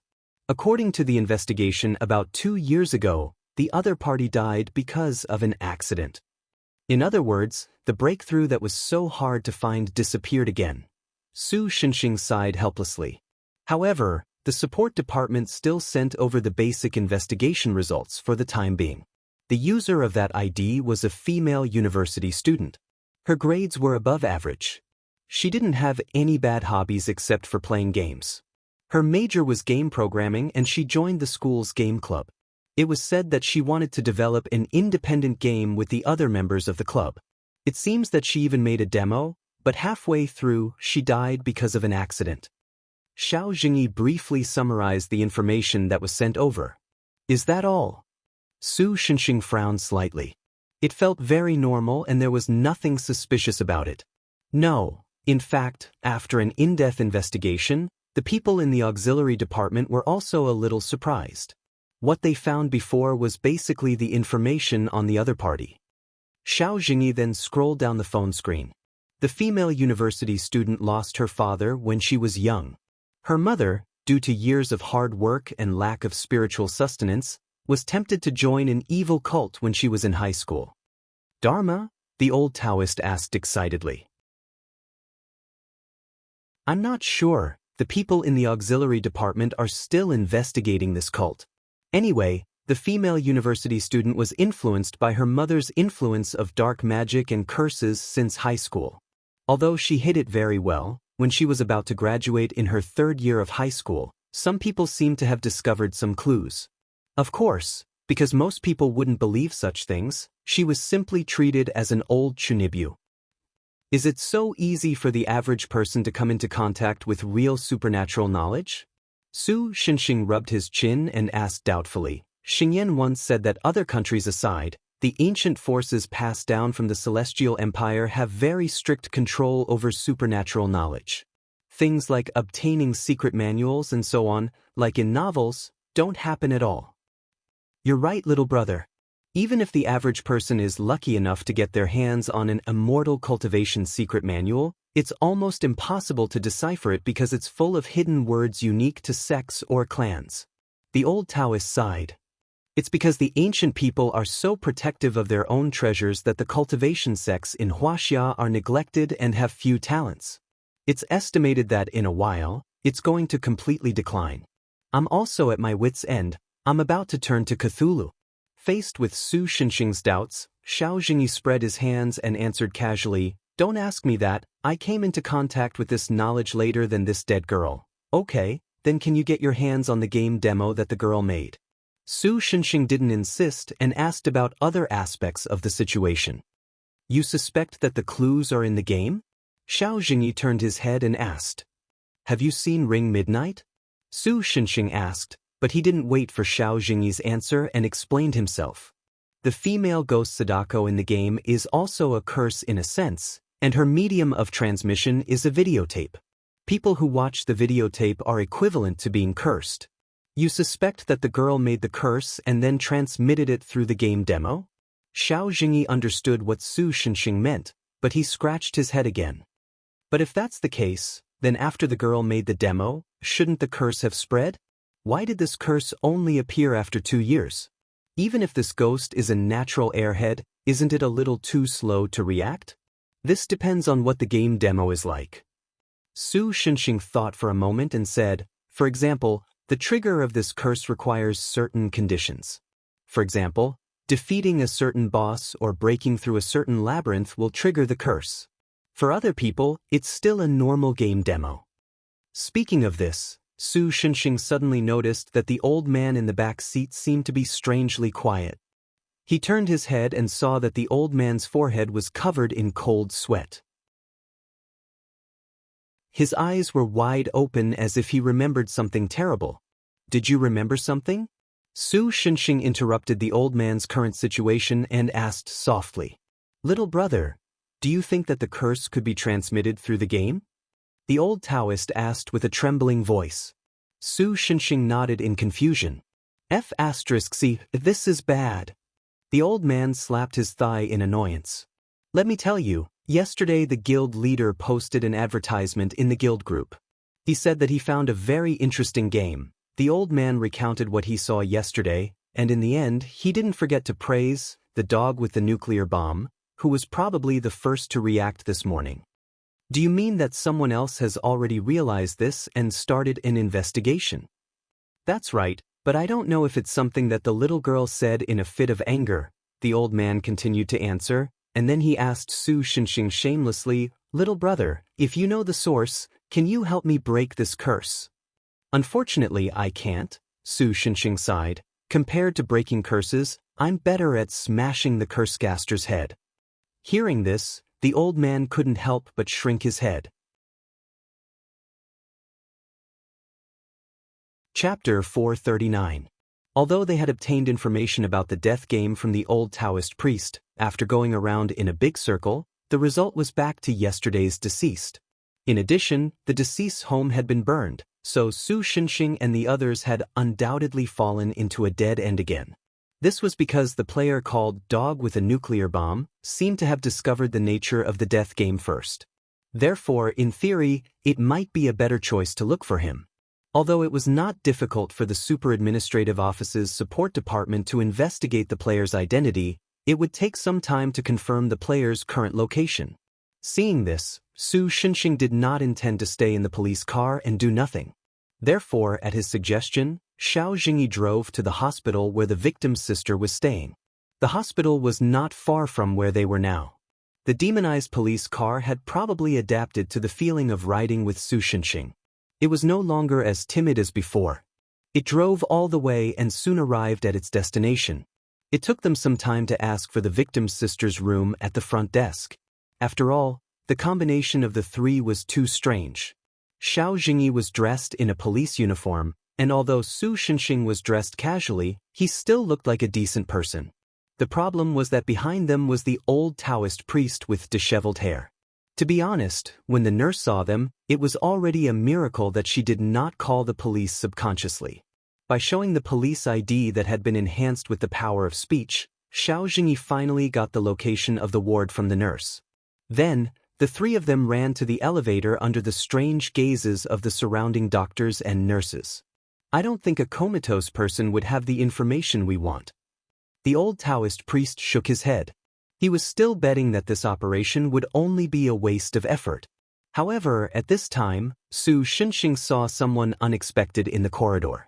Originally, he wanted to continue teasing her, but the blonde girl opposite him seemed to have sensed it and looked at him as well. "Ah, Mr. Landlord." Emoli blinked.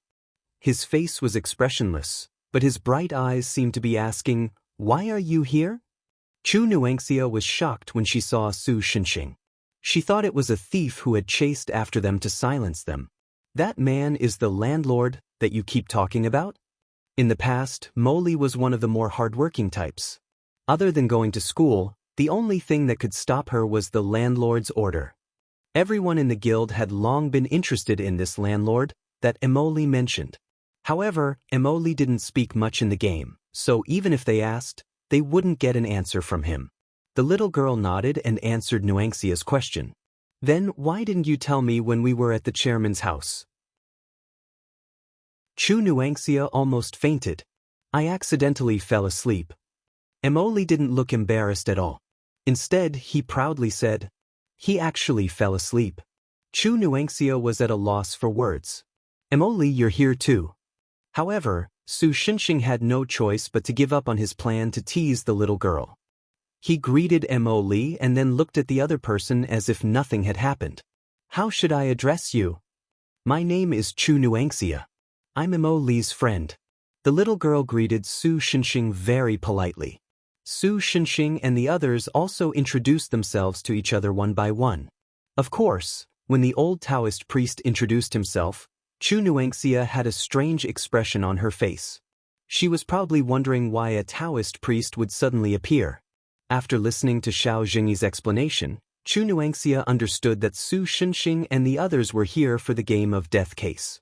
Originally, she went out because of that. Now that she finally met someone who was willing to investigate the case, she naturally didn't hide anything and told Su Xinxing everything she found. Death is immortal? What kind of riddle is that? After listening to the other party's words, Su Xinxing frowned and thought hard. It's the third book in a series by a famous science fiction author. Xiao Jingyi seemed to have heard of it before. He explained to Su Xinxing, in short, it uses the whole story to explain the dangers of the Virgin Mary. It didn't seem to have anything to do with the current situation. Is this a useful clue? Chu Nuangxia asked uneasily. It's hard to say. Generally speaking, it's just an ordinary coincidence. Maybe the little girl wrote a few words with something in her hand after reading a novel and put it in the book as a bookmark. Then she forgot about it. Xiao Jingyi hesitated for a moment and shook his head. Even if it's true, it's hard to tell if this thing is related to the case. If you think about it carefully, when a girl moves her things from home to the hospital, her things will be organized a little, right? I think the things in the drawer should be no exception. If that's the case, then the lipstick in the drawer is very strange. Su Xinxing also said. In fact, when the furniture was moved in, the drawer of the bedside table did seem to be organized, which led to it being almost empty. Therefore, the lipstick was so conspicuous. If that's the case, then the 4 words in the book are like the girl suddenly woke up, wrote the 4 words without thinking, and then went back to sleep. If we use a less romantic method, maybe it's a prank by the nurses who occasionally come to monitor her. The two of them spoke one after another, and Chu Nuangxia was a little shaken. Could it be that the thing she worked so hard to find was just a useless piece of paper? "Mr. Landlord," Emoli suddenly said, "it's soul loss syndrome." Hearing this, Su Xinxing showed a slightly surprised expression. "Are you sure it's soul loss syndrome?" Emoli nodded, her blonde twin ponytails swaying up and down with her movements. "Soul loss syndrome? The one that's often seen in period dramas?" Xiao Jingyi asked in confusion. Soul loss syndrome was also known as soul dissociating syndrome. In fact, it was the name given by ancient Chinese medicine to amnesia and the sequelae of resurrection. No, Mo Lee and I have seen patients with similar symptoms in other places. Anyway, let's see what's going on with the patient first. Su Shenxing shook his head and denied Xiao Jingyi's guess, but his face became slightly more serious. Chapter 440. Since there were outsiders around, Su Shenxing only explained vaguely. In fact, soullessness was one of the few tricky diseases that Su Shenxing encountered in the other world. The patient's body would lose its adhesion to the soul, causing the soul to accidentally wander to strange places. Without the soul, the body was just an empty shell. If placed on Earth, it was normal for the patient to be in a vegetative state. Let alone Su Shenxing, who was an idiot in magic. When it came to something like the soul, even a great sage who was proficient in this field wouldn't be able to do anything about it. The only patient who survived was caught by Su Shenxing when the soul left the body. He grabbed it back and stuffed it back into the other person's body. The difference between a soullessness patient and a vegetative person was that the former was just an empty shell, while the latter still had a soul in the body. However, most vegetative people's souls were relatively weak for various reasons. After visiting the deceased sister, Su Shenxing once again confirmed Mo Li's information. The deceased sister was indeed not an ordinary vegetative person, but a soullessness patient. Moreover, there was not even an earthbound spirit nearby. Even if Su Shenxing wanted to revive the girl's soul again, physically, he could not do it, let alone the girl's soul that had just left the body. If this girl is also a victim of the game of death, then maybe we've been on the wrong track. After confirming all of this, Su Shenxing adjusted his expression and said to the others, "Because the previous victims have all died, of course, we thought that the souls of the deceased had returned to the source, but in fact, this is not the case. I'm afraid this curse itself is not to kill people, but to seize the souls of the chosen ones. The deceased do not have souls, so I didn't think of this in the beginning. So, I feel like things are getting more and more exaggerated." Chu Nuangxia still could not get used to the darkness in the other world, so she showed an expression of disbelief. "If it's possible, this is the end of the investigation." Xiao Jingyi suddenly said to Chu Nuangxia, "As Superintendent Chu's daughter, I can understand your feelings of obligation. However, if you continue, it may cause you harm. Leave this matter to the adults. This matter has nothing to do with you in the first place. It's better that you don't get involved in strange things because of this." Although it's a bit embarrassing to say it now, it's a pity that I've already been involved. The girl smiled bitterly and replied, "I'm not the kind of person who has a strong sense of responsibility. The reason why I'm doing my best to investigate is just for myself." "Yourself?" Xiao Jingyi seemed to have thought of something and revealed an expression of disbelief. "Because I've also played the game of death," the girl replied. Hearing her words, the old Taoist priest could no longer hold himself back. He asked the young lady, "Could it be that you're also a member of the Black Dove Alliance?" "Yeah, I'm dog with a nuclear bomb." "Since you asked this question, it means that you're one too, right?" The girl also became excited. It's the same. I'm the undying pit tree." The old man also became excited.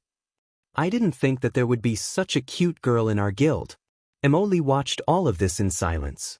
Then, he sneaked up to Su Shenxing and tugged at his trousers. "Landlord, I'm hungry." Therefore, Su Shenxing immediately decided to finish the meal first before talking about anything else. After the meal, the group continued to discuss how to get rid of the curse of the death game once and for all. "Speaking of which, what's the game like? Can I play it?" Su Shenxing asked Chu Nuangxia. Although I did bring the USB flash drive with the game, I can't open the game on it." Chu Nuangxia rummaged through her small backpack and took out the USB that the president had sent her. She handed it to Su Shenxing. Thus, Su Shenxing and the group began to move towards the nearby internet cafe. When Su Shenxing opened the game, the screen was no longer filled with endless darkness and a tragic death record. Instead, it was the same as the girl's first time playing. A real game screen appeared. Stopping at the initial interface of the game, Su Shenxing didn't rush to start the game. Instead, he turned his head and asked Xiao Jingyi, who was looking at his phone, "What do you think?" That's right. Xiao Jingyi compared the image on the computer screen with the image on his phone. He couldn't help but nod and say, "This is the game demo made by the female university student who died in the accident." Although Su Xinxing had already guessed this, he still had a proud expression on his face. Even though he was an idiot in magic, he could see that there were many traces of black magic in the game's starting screen. For example, the magic circle on the background, the strange black dots on the pixel protagonist's body, and the title that looked like a spell. No, rather than black magic, it was more like witchcraft. However, Su Xinxing didn't know what witchcraft was like in this world, so he couldn't say anything. In other words, the mastermind behind this is the female university student who died a long time ago? Xiao Jingyi couldn't help but sigh. This is unbelievable. What's so unbelievable about it? The effect of the curse is to take away the soul. The female university student probably became some kind of special undead that needs to devour souls to barely survive. The old Taoist sneered. But that's all there is to it. In the end, she's just a guy who relies on living souls to survive. Although he was weak, the old Taoist was knowledgeable. As long as it wasn't out of his scope, he could answer almost all questions. He could be considered an inferior version of Xingyan a dream. Once too many living souls are absorbed, the memories and emotions in the soul will cause the brain to become chaotic and unable to distinguish between them. In the end, the person will become a monster. Did the undead even have a brain? Su Xinxing cursed in his heart. After saying so much, how should we deal with the curse?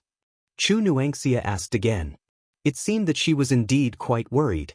If two people are cursed and the first one is not so easily killed, after several failed attempts, will the curse continue to kill the first person, or will it just skip the first person and go for the second person? Su Xinxing asked. The old Taoist and Chu Nuangxia looked at each other. They hadn't thought about this question before. It will probably keep trying to kill the first person, right? After a while, Chu Nuangxia tried to guess. I think it might just skip over. No, I should say that I hope it will skip over, the old man said weakly, but it clearly attacked me twice just now, and now there's been no movement. This makes me feel uneasy. Anyway, let's just give it a try. Thus, Su Xinxing clicked on the game. A little person appeared on the screen, and the game began. However, old Su didn't do anything. He directly controlled his character to jump into the river at the edge of the randomly generated map and commit suicide. Then, the game screen gradually disappeared, and a line of white words appeared on the screen. Time of death, 1 minute 32 seconds, what are you doing? Chu Nuangxia was taken aback by his careless actions. I'm testing the curse's performance. Glancing at the black fog that wrapped around him, Su Xinxing calmly pulled out the USB flash drive. I'll keep this for you for now. The next thing to do was simple. Su Xinxing and the old man, under the watchful eyes of the others, were experimenting with the curse's effect in a less crowded place. Soon the results were out. Similar to Su Xinxing's guess, this curse was a vengeful spirit curse after all, and it had some intelligence. Therefore, after being defeated by Su Xinxing twice in a row, it seemed to have stopped, or perhaps it was afraid of Su Xinxing. Therefore, although Su Xinxing walked in the alley with his belly full, no accidents happened. On the other hand, the old Taoist would encounter some accidents when he was a little further away from the others. For example, a match in a roadside trash can would spontaneously ignite, a wire would suddenly break and fall from above with electric sparks, and a naughty child would throw firecrackers into the sewer. It seemed that as long as the old Taoist didn't die, the next person to be cursed would be fine. In order to confirm this, Chu Nuangxia logged into her game account at the internet cafe and asked the few people who were still in the guild about the situation. The current situation was similar to what they had guessed. None of the players who had died earlier than the old Taoist had died. Although they found a breakthrough in an unexpected place, it didn't completely solve the problem. The curse of death had been hanging over the heads of the people who played the game, excluding Su Xinxing, like the sword of Damocles, making it difficult for them to feel at ease. No matter what, we've got the upper hand now. Su Xinxing was quite optimistic. There are two things we need to do now. The first is to protect this guy, he patted the old Taoist's shoulder, from being killed by the curse. The second is to retrieve and destroy the rest of the USB flash drives. After saying this, he looked at Xiao Jingyi and asked, "Can the support department do the latter?" "I've already told the bureau about this.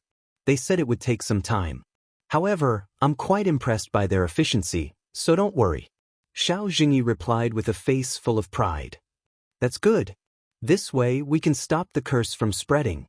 In the future, every time the curse attacks, it will consume its own power. After a few more attacks, I believe it will be weakened to its limit. At that time, it won't be difficult to defeat it. Even though we already know the enemy's real body, old Su, you still can't kill him directly." Hearing Su Xinxing's orders, Xiao Jingyi couldn't help but feel a little unaccustomed. In the past, Su Xinxing's tactics were basically like this. Mo Li and I will attack them from the front, and you just have to shout 666 from the back. Because we can't find the enemy's real body, the vengeful spirit-type curse attack is too weak. In addition, the curse doesn't have a physical body, so it's even more fragile. Every time, before I can find the karma line, it'll dissipate. Su Xinxing looked like he was sighing. "If you're talking about karma, why don't you go to the female university student's house and look for some relics she left behind? Those things should have karma on them, right?" Although he didn't know what the karma line Su Xinxing was talking about was, Xiao Jingyi immediately put forward his own opinion. When Su Xinxing heard this, he felt that it seemed to make sense. Although doing this felt like an assassination, physical, in order to solve this problem as soon as possible, it wasn't unacceptable to use some extreme methods. "But this way Mo Li and I will have to leave here. Can you guarantee that during this time, you'll be able to protect that old man and prevent him from being killed by the curse?" Thus, Su Xinxing asked Xiao Jingyi. For Su Xinxing, this kind of curse was indeed very weak, but for ordinary people, this kind of curse was quite fatal. After Xiao Jingyi joined the super administration, his growth was indeed very fast. Coupled with the Yuan Rong sword, he should have no problem protecting himself. However, if he wanted to protect that old Taoist, he might not be able to do it. "It's okay, I might not be able to do it alone, but I can still call for help." Xiao Jingyi took out his phone and then dialed several numbers saved in it.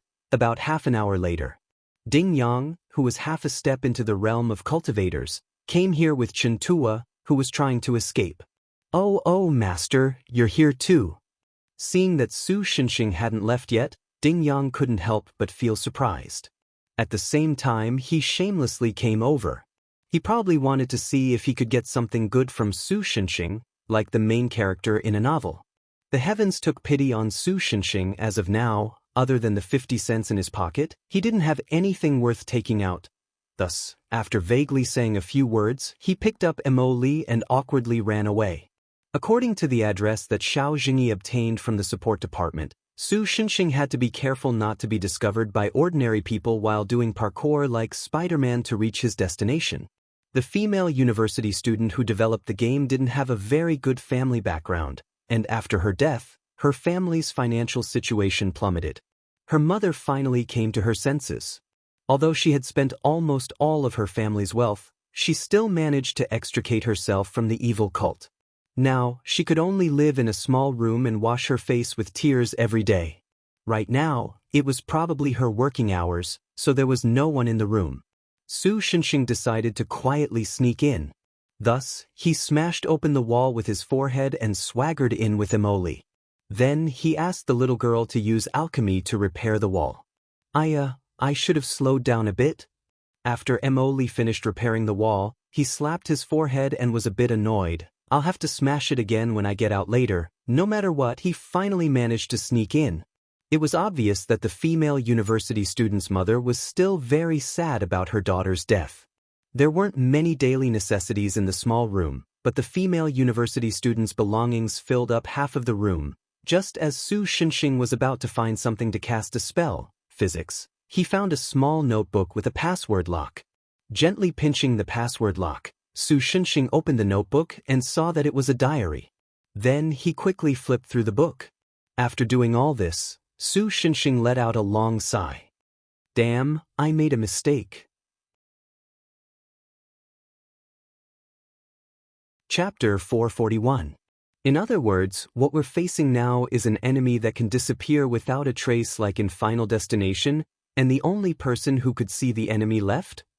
After listening to Xiao Jingyi's explanation of the basic situation, Chen Tuo, as usual, half opened his eyes and used his own words to summarize the current situation. Yes, although there are some discrepancies, that's pretty much it. Xiao Jingyi nodded and agreed with his conclusion. I haven't collected the bedsheets at home, so I'll leave first. Therefore, Chen Tuo turned around and left without saying anything else. Wait for me. Xiao Jingyi and Ding Yang used military joint techniques, and the other hugged each other's legs, dragging the young man here. As a good young man of the new era, where's your patriotism? It's rotting in the fields with my dreams. Right now, I'm just a salted fish. Chen Tuo, who couldn't escape even after risking his life, gave up on useless efforts. He ignored the Emperor's sword spirit floating beside his head and said helplessly, "It's not that I'm belittling myself, but those things that appear without warning and leave without a trace are the most difficult to deal with. I don't think that a group of people like us can solve this problem." It's not that bad, right? Xiao Jingyi smiled dryly and said, "We're just protecting an old man and making sure that the other party doesn't die from the curse before old Su solves the problem." It's easy to say, Chen Tuo sighed. He once again ignored the Emperor's threatening words. I'm not a group of people. Emperor's sword spirit. Logically speaking, the ending of Final Destination can be seen as complete annihilation. And as far as I know, there are more complete annihilation endings in curse-type horror movies. Don't say that, you must be too nervous. How about playing a game and relaxing a little? Xiao Jingyi placed the laptop in front of Chen Tuo. This thing is the medium to spread the curse? Chen Tuo glanced at Xiao Jingyi. How did you know? Xiao Jingyi was shocked. He had only briefly explained to Chen Tuo and the others the basic situation that they would have to face. He had only briefly mentioned the curse, not to mention the fact that the curse was spread through the game. Nonsense, I already said that it's a curse, so there must be some kind of medium to spread it. Plus, you're so eager to recommend me to play the game, and I'm guessing that you want to tie me to the same boat as you. Can't you guess? The contempt in Chen Tuo's eyes had turned into disdain. Is it because my expression is too fiery? If that's the case, then I'll use a slightly calmer expression and… Xiao Jingyi pretended to be crazy and showed a silly smile. Although it's hard to say, your expression is almost on the same level as the vomit of the sow in my hometown. Chen Tuo said seriously. Didn't you say it out loud without any hesitation? Xiao Jingyi complained with an embarrassed expression. Although I was in the wrong first, isn't your poisonous tongue a little too scary? No, he's being merciful. Ding Yang seemed to have thought of something and showed a very gloomy expression. There's something even scarier. I don't even want to think about the situation at that time. Ding Yang looked into the distance with empty eyes. After a while, he came back to his senses and took out a hand-rolled cigarette from his pocket. He waved it at the others and said, "Does anyone want to smoke? This is a cigarette I made with spiritual herbs and tobacco. Not only is it less harmful to the body, but it's also good for cultivation." Oh, this is the first time I've seen something like this. I'm embarrassed to accept it.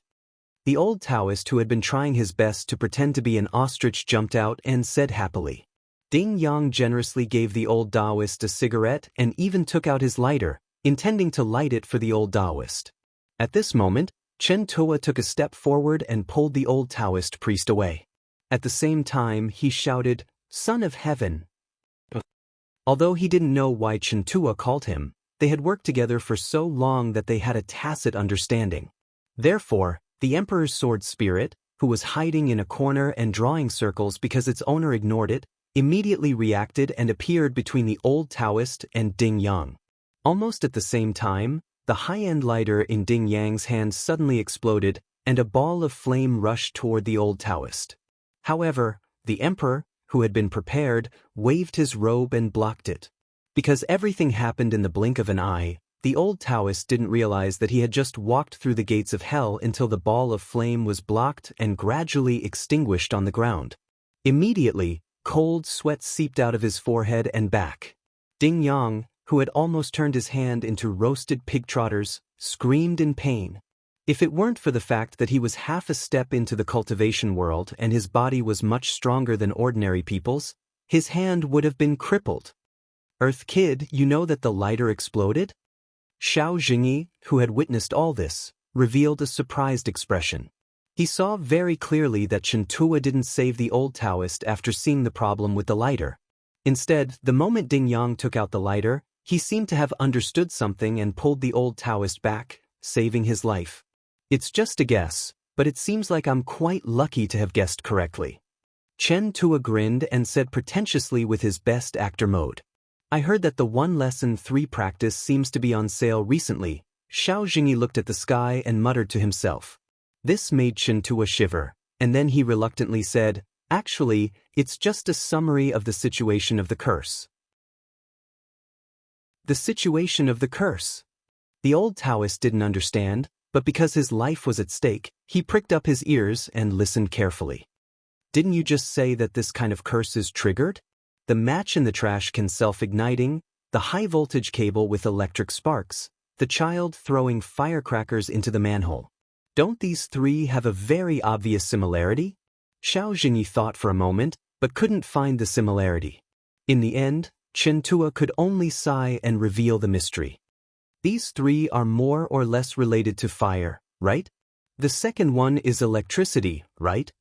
Xiao Jingyi asked in confusion. But people who die from electrocution will always have burns on their bodies, right? The third one is just a child blowing shit up, right? Blowing shit up is also related to the firecrackers igniting flammable gases such as methane in the manhole. After hearing Chen Tua's words, Xiao Jingyi suddenly felt that it made sense. The first form of the curse that the old Taoist triggered was a spark from the computer's mainframe, and a large fire that directly ignited the entire building. Although I don't know the true nature of the curse, from this point of view, we just have to pay attention to things related to fire. Chen Tua saw that Xiao Jingyi didn't seem to have anything to say, so he concluded. Speaking of which, when I played that death game, the character in it was indeed burned to death. At this time, the old Taoist added in a timely manner, increasing the credibility of Chen Tua's inference. As expected of a mud kid, it was the right choice to bring you along. Xiao Jingyi couldn't help but be overjoyed. Okay, then can I go back and collect the clothes now? Chen Tua didn't look happy at all. Instead, he continued to ask, didn't you say before that it was the bedsheet? Speaking of which, since you've already discovered the key point, then the work of protecting this old man should be much easier, right? Why did you choose to leave? Xiao Jingyi asked Chen Tua in confusion. Since they understood that the old man's curse was related to fire, then as Chen Tua said, they just had to pay attention to things related to fire. With this direction, the difficulty and danger of protecting the old man suddenly decreased. In this case, there was no need to leave here, right? So, Uncle Policeman, you still don't understand the seriousness of this problem. Chen Tua sighed again. Although it's just a small matter now, if this continues, maybe the curse will become more intense, and there will be more disasters to kill this old man. Speaking of which, a luxury apartment building has already been burned because of this. Xiao Jingyi answered honestly. There's such a thing? Then, the possibility of the curse bringing a truck with flammable and explosive goods directly to this place to cause an explosion isn't low, right? Chen Tua's face suddenly turned pale. He didn't know if the curse heard his words and thought, so there's still such a thing. But in short, not long after he finished speaking, a truck appeared in front of everyone in the distance. The cargo box at the back of the truck was ablaze with the word, explode, written in red on both sides of the box. What the F***CK, is this possible? Chen Tua once again displayed his amazing calmness and reaction speed. The moment he saw the truck appear, he immediately turned around and began to run away. His actions naturally caused the others who were still in a daze to wake up one after another, and they all began to run together. However, those with 2 legs definitely couldn't outrun those with 4 wheels. Not long after, the truck had already reached a very dangerous point. At this distance, even if the truck didn't hit them, just the explosion of the flammable and explosive goods in the truck would be enough to affect them. At this moment, the fire hydrant on the side of the road was completely washed away. Several streams of water twisted into one, and then turned into a huge water ball buffer layer. It forcibly took the impact of the truck and absorbed it into the water ball, extinguishing the flames on the truck. However, the goods in the truck itself might have the effect of an accelerant. After a while, the flames leaked out from the gap of the truck again and burned in the water ball, giving people a very strange feeling. This is... Xiao Jingyi looked at the scene in front of him with a little dumbfounded. We were invited by Mr. Su to help. At this time, a familiar voice came from behind. Sorry, we're a little late. Xiao Jingyi turned around and found that the people who came were actually the master and servant from Japan, who had almost no sense of presence in Sakura apartment. In addition, there seemed to be a young girl who had joined Sakura apartment not long ago, who also had no sense of presence. At this time, Chihaya Fukuyama was trying hard to maintain the water ball, because her divinity was that of the Einherjar. The power to control water came from the incomplete divinity in her blood, so it was a little difficult for her to use the power of water. No, it couldn't be better if you could come and help. Xiao Jingyi was really relieved. This truck is going to explode. Chihaya Fukuyama's face was red. She manipulated the water flow to get the unconscious driver out of the water ball and threw him aside, hoping that he could survive the explosion. You have to go to a safer place. A safer place? Speaking of a safer place, Xiao Jingyi subconsciously thought of Sakura apartment. Chihaya Fukuyama freed her hand and pulled out a spray of water, drenching Xiao Jingyi and the others. At the same time, it also created a small puddle under their feet. In the next moment, this group of people all disappeared into the puddle. From the outside, it looked like they had sunk into a puddle less than a centimeter deep. It was a bit like a horror movie, but in fact, they were in a place that was second only to Sakura apartment in terms of safety. That was the mirror world created by the young girl, Yu Jingjing.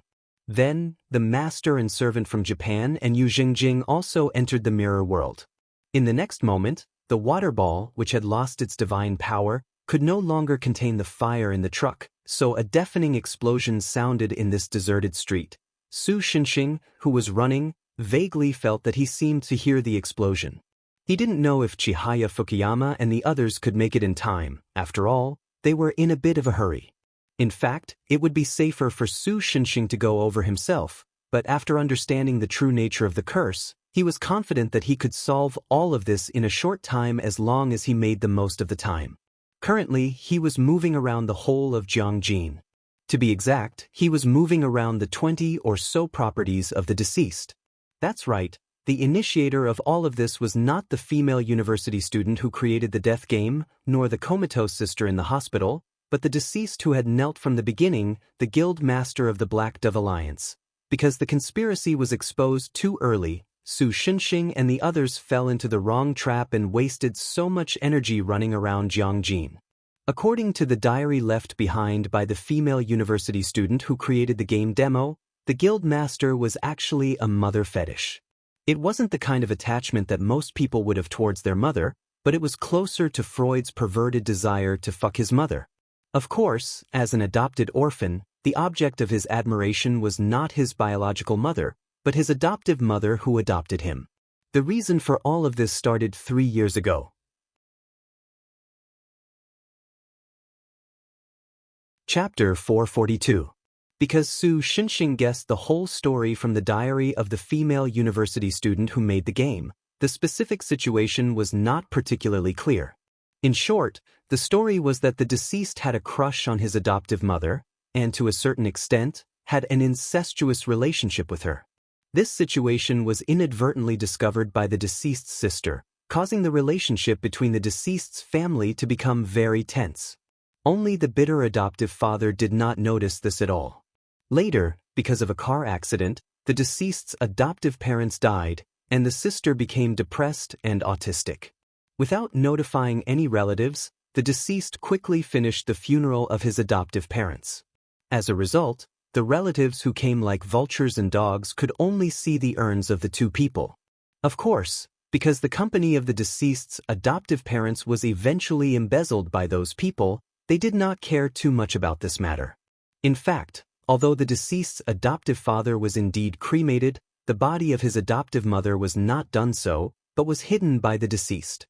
After that, the deceased began to look for a way to resurrect people. Because he did not know that this world was related to supernatural forces, he initially pinned his hopes on biotechnology. It was not until the deceased met the female university student on the internet that he gradually changed his plan. In the school of black magic that the female university student studied, there was a point of view. They believed that human death was related to death. Death was some kind of manifestation of the world's will. Once a person was determined to die at a certain time, then no matter how the person escaped, he would eventually die due to various coincidences and accidents due to the power of death. Then, if this understanding was reversed slightly, and an innocent person was used as a substitute to replace the doomed person and successfully deceive death, what would happen? The answer was not difficult to guess. The doomed person would escape, and could even take the life of an innocent person and continue to live in the world. Then, if he went a little deeper and replaced the dead with an innocent person, what would happen? That was the ultimate black magic, the resurrection of the dead. Obviously, to deceive death, just 1 or 2 sacrifices were not enough. A large number of innocent people were needed as sacrifices to exchange for the dead. Therefore, the deceased asked the female university student to develop the game and add special black magic to the game to form a death curse that could be spread. In this way, he could create more sacrifices as his bargaining chips. When there were enough sacrifices, he could use all the sacrifices to form a false soul to deceive death and replace the soul of his adoptive mother, and let her obtain a lifespan that was far longer than that of a normal person. And this plan was called Death is Eternal in the female university student's diary. In the diary, the female university student spoke highly of the deceased. It was obvious that the deceased's aptitude could even be described as peerless to be able to learn black magic to such a profound level in less than 3 years. Unfortunately, he took the wrong path, causing the plan, the female university student, and even the deceased himself. TSK, I can't find it. In theory, as long as he could find the body of his adoptive mother that was hidden by the deceased and destroy the false soul that was the center of the curse, then the curse's ability to spread itself would completely disappear, and the damage of the curse would be greatly reduced. As long as he took some time to recuperate, the remaining curse would quickly self-destruct. But the problem was that Su Shenxing could not find the body of the deceased's adoptive mother. At this time, his antique phone suddenly rang, and the caller ID showed that it was an unknown number. Hello, who is this? I'm Chunwan Xia. Ah, the person who was with Miss Mo Li. How did you get my phone? I asked Officer Xiao. Although his sneaky smile at the time made me a little angry. Su Shenxing felt as if he could see Xiao Jingyi's expression at the time. What's the matter? I heard from Officer Xiao that you seem to be looking for something. Maybe I can help. Phew, one who survives a great disaster is bound to have good fortune in the future. The old Taoist breathed a sigh of relief and lay on the ground, no longer looking like an immortal. Sure enough, the mirror world has become a lot smaller. Yu Jingjing looked at the mirror world that was about the size of a basketball court and felt helpless. He did not expect his power to be weakened so much. Now we just have to wait for Mr. Su to solve the problem. Chihaya Fukuyama also breathed a sigh of relief. If this continued, she was not confident that she could suppress the enemy. But at this moment, a loud bang suddenly came from the edge of the mirror world. Then, like glass being hit by a rock, snow-patterned cracks appeared on the edge of the mirror world. Dark red flames flowed in from the cracks, and then formed the shape of a long-haired woman. Xiao Jingyi recognized it immediately. It was very similar to the fire monster in the luxury apartment building. How did this thing get in? The old Taoist was so scared that his beard stood up. Something like a magic beacon must have been planted on one of you. Yu Jingjing replied slowly. Thus, everyone's gazes gathered on the old Taoist priest. Why are you looking at me? What can I do? I'm also in despair. The old Taoist wanted to cry. In the end, we still have to fight? Chen Tuo pulled out the emperor's sword and got into a fighting stance. Because he had studied swordsmanship with Ding Yang, he could barely make it. Xiao Jingyi also took out the Yuanrong sword, and Ding Yang spat out a flying sword from his mouth. However, the color of the sword looked like sewage in a chemical factory, and it was very likely that it was a fake flying sword. Miss Yu Jingjing, can you create water in this space? Chihaya Fukuyama asked Yu Jingjing helplessly. The latter shook his head without hesitation. In your world, it's already very difficult for me to maintain the mirror world. It seemed that she could only rely on her Einherjar's body to fight. Chihaya Fukuyama made up his mind. However, just as the huge fire demon was about to pounce on them, and everyone could feel the heat wave coming at them, the fire demon's body suddenly collapsed, turning into many sparks that had almost no power. Except for the old Taoist who screamed, "Beard! My beard is standing up!" and rolled on the ground desperately. Almost no one was hurt. He made it? As expected of old Su. Xiao Jingyi put down the broken sword and breathed a sigh of relief. It seemed that this incident could finally come to an end.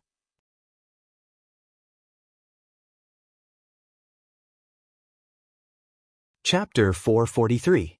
In the end, was it the child who was with Emily in the hospital who gave you the hint that you found the body of the deceased's adoptive mother in time?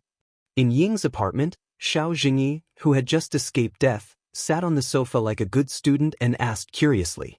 Yes, but in return, we can't erase her memories related to this incident. Su Xinxing leaned on the sofa and replied, "It's not my style to turn my back on people, so tell your side to be careful. Don't erase her memories."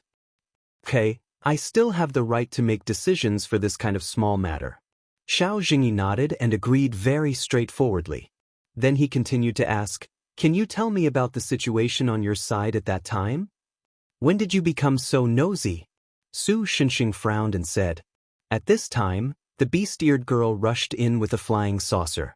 She excitedly wagged her tail and said, 'Little Su, let's go for a walk, okay?'"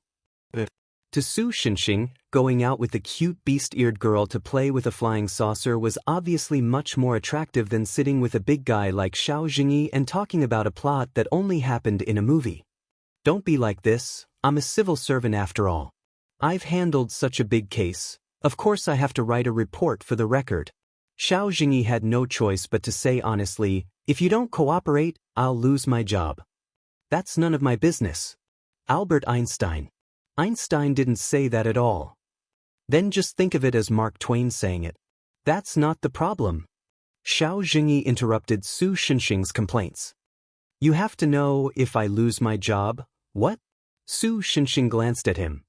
"Then before I find a new job, I can only come here to freeload," Xiao Jingyi said with a determined face. "Anyway, it's just a joke." Su Xinxing had no interest in this.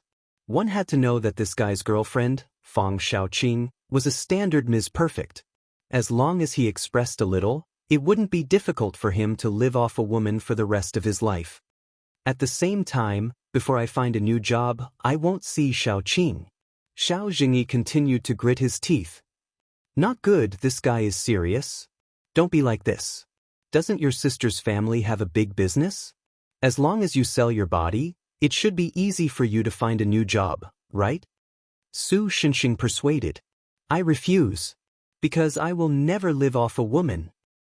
In a sense, most of his income came from rent, and the only one who paid rent normally was Qin Xingyan. Therefore, Su Xinxing, who was also living off Qin Xingyan, expressed his confusion. "Old Su, you definitely don't understand. This is a man's dignity. Why is this guy so chauvinistic in a place like this? By the way, old Su." Xiao Jingyi, who said these impassioned words, sat back on the sofa. With a calm smile on his face, he said in a clear voice, "What's tonight's dinner? I'm actually going to freeload from today onwards." Su Xinxing was shocked. Although he also thought of asking Dehei to make something like braised screws and vinegar wires to drive this guy away, this method was also a move that hurt the enemy 1,000 times and hurt 800 times.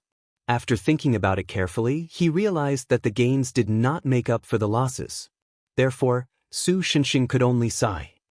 To be able to force a hero like me to this extent, I'll admit that you have some tricks up your sleeve. No, he just said that he was going to freeload and you surrendered. Chihaya Fukuyama, who was passing by with a carton of milk in his hand, couldn't help but complain. Okay, then I'll tell you the previous situation. After listening, go back to your own home. Su Xinxing decisively ignored the goddess's complaint and continued to pretend to be deep in thought. Are you taking a walk? The little dog girl was dissatisfied and acted coquettishly. Sorry, as a sign of my apology, I'll let someone else take you out to play. Oh, Su Xinxing shouted. Therefore, Mo Li, who clearly knew the ins and outs of this incident, but because he was too lazy to say anything, appeared in the living room, giving the other 3 people, or 1 person, 1 goddess, and 1 dog, a fright.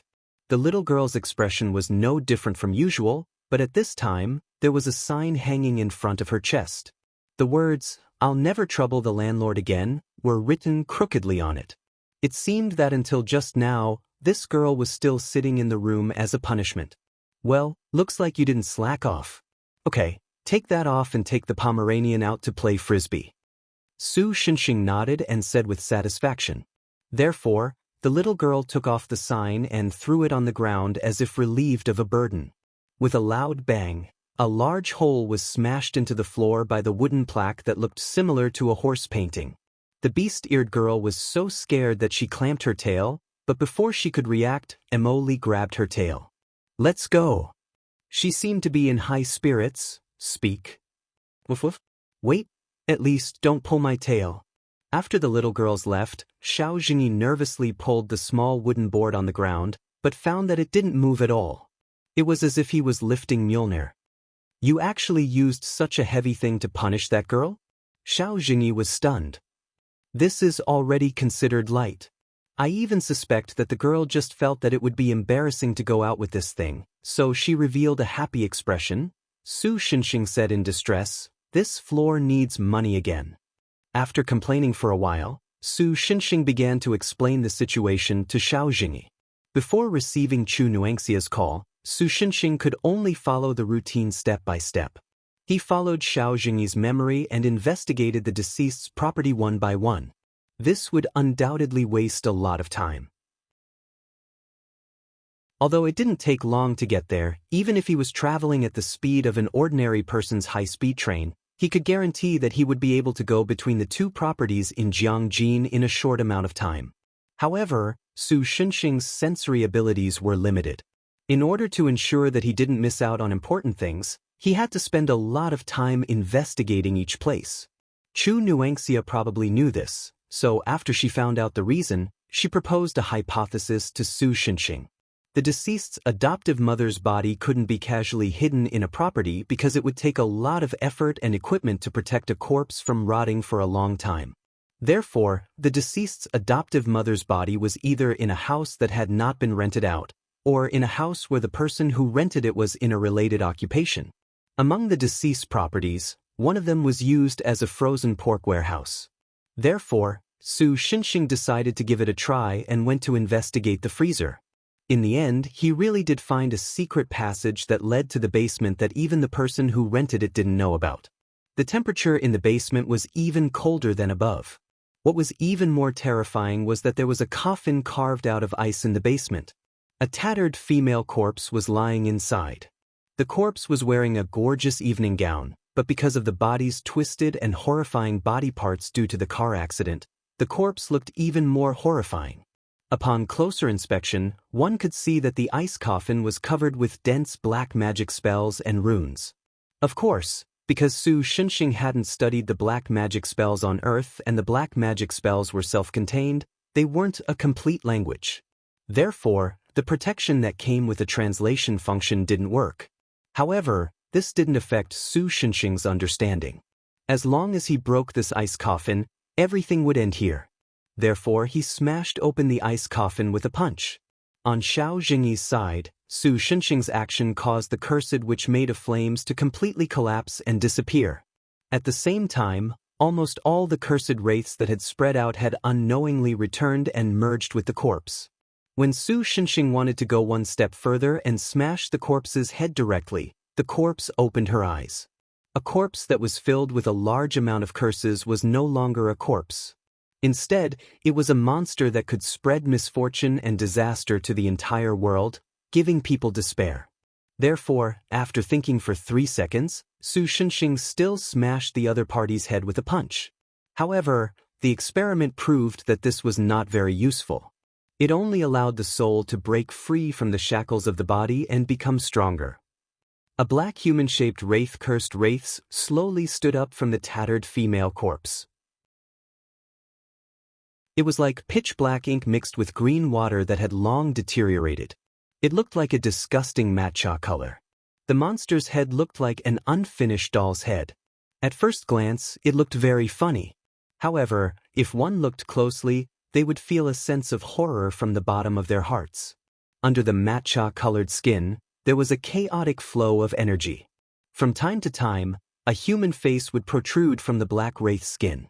This meant that this monster had yet to reach its peak and was still far from it. Of course, this had nothing to do with Su Shunxing.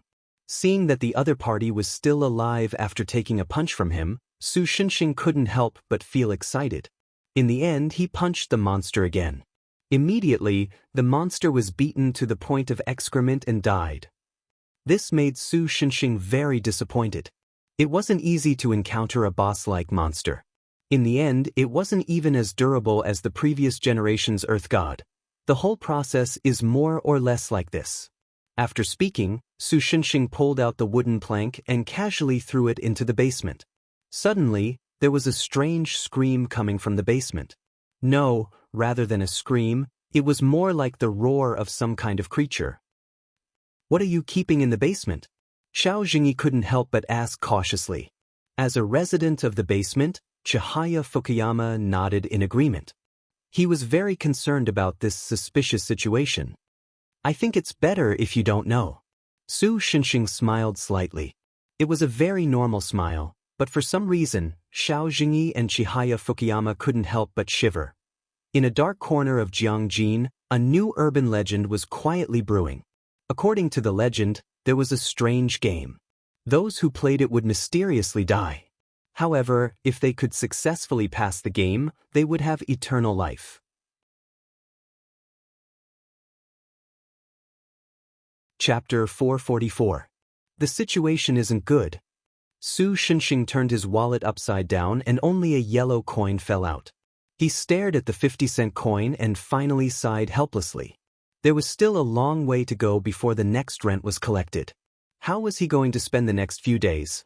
Although Song Yu had already started to buy groceries at her own expense after knowing about his predicament, which was barely enough to prevent Sakura Apartments from being cut off, he still couldn't go on like this.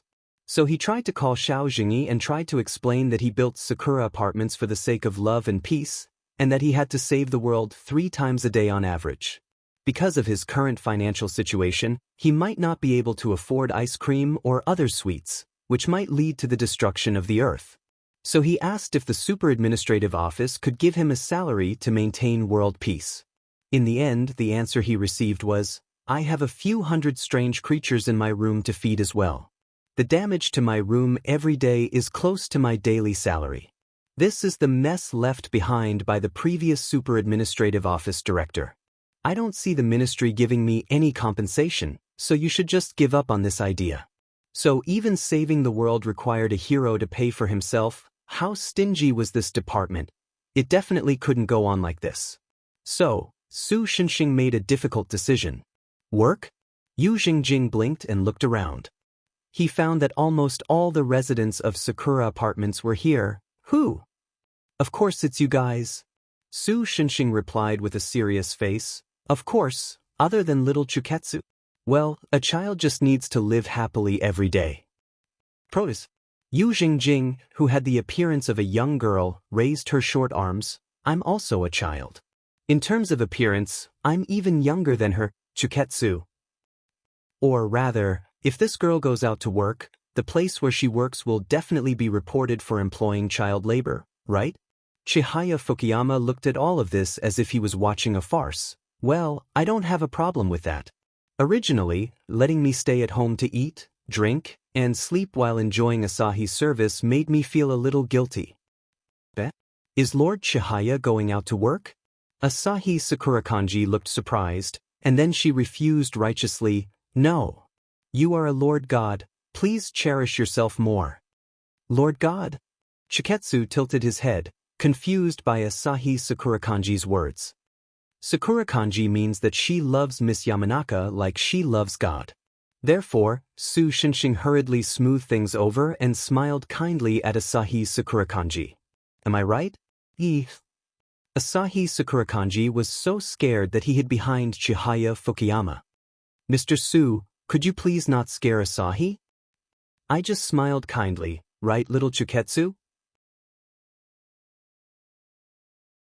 Su Shinshin smiled at the little girl, but the little girl was amused by his expression and laughed. The originally tense atmosphere also eased up.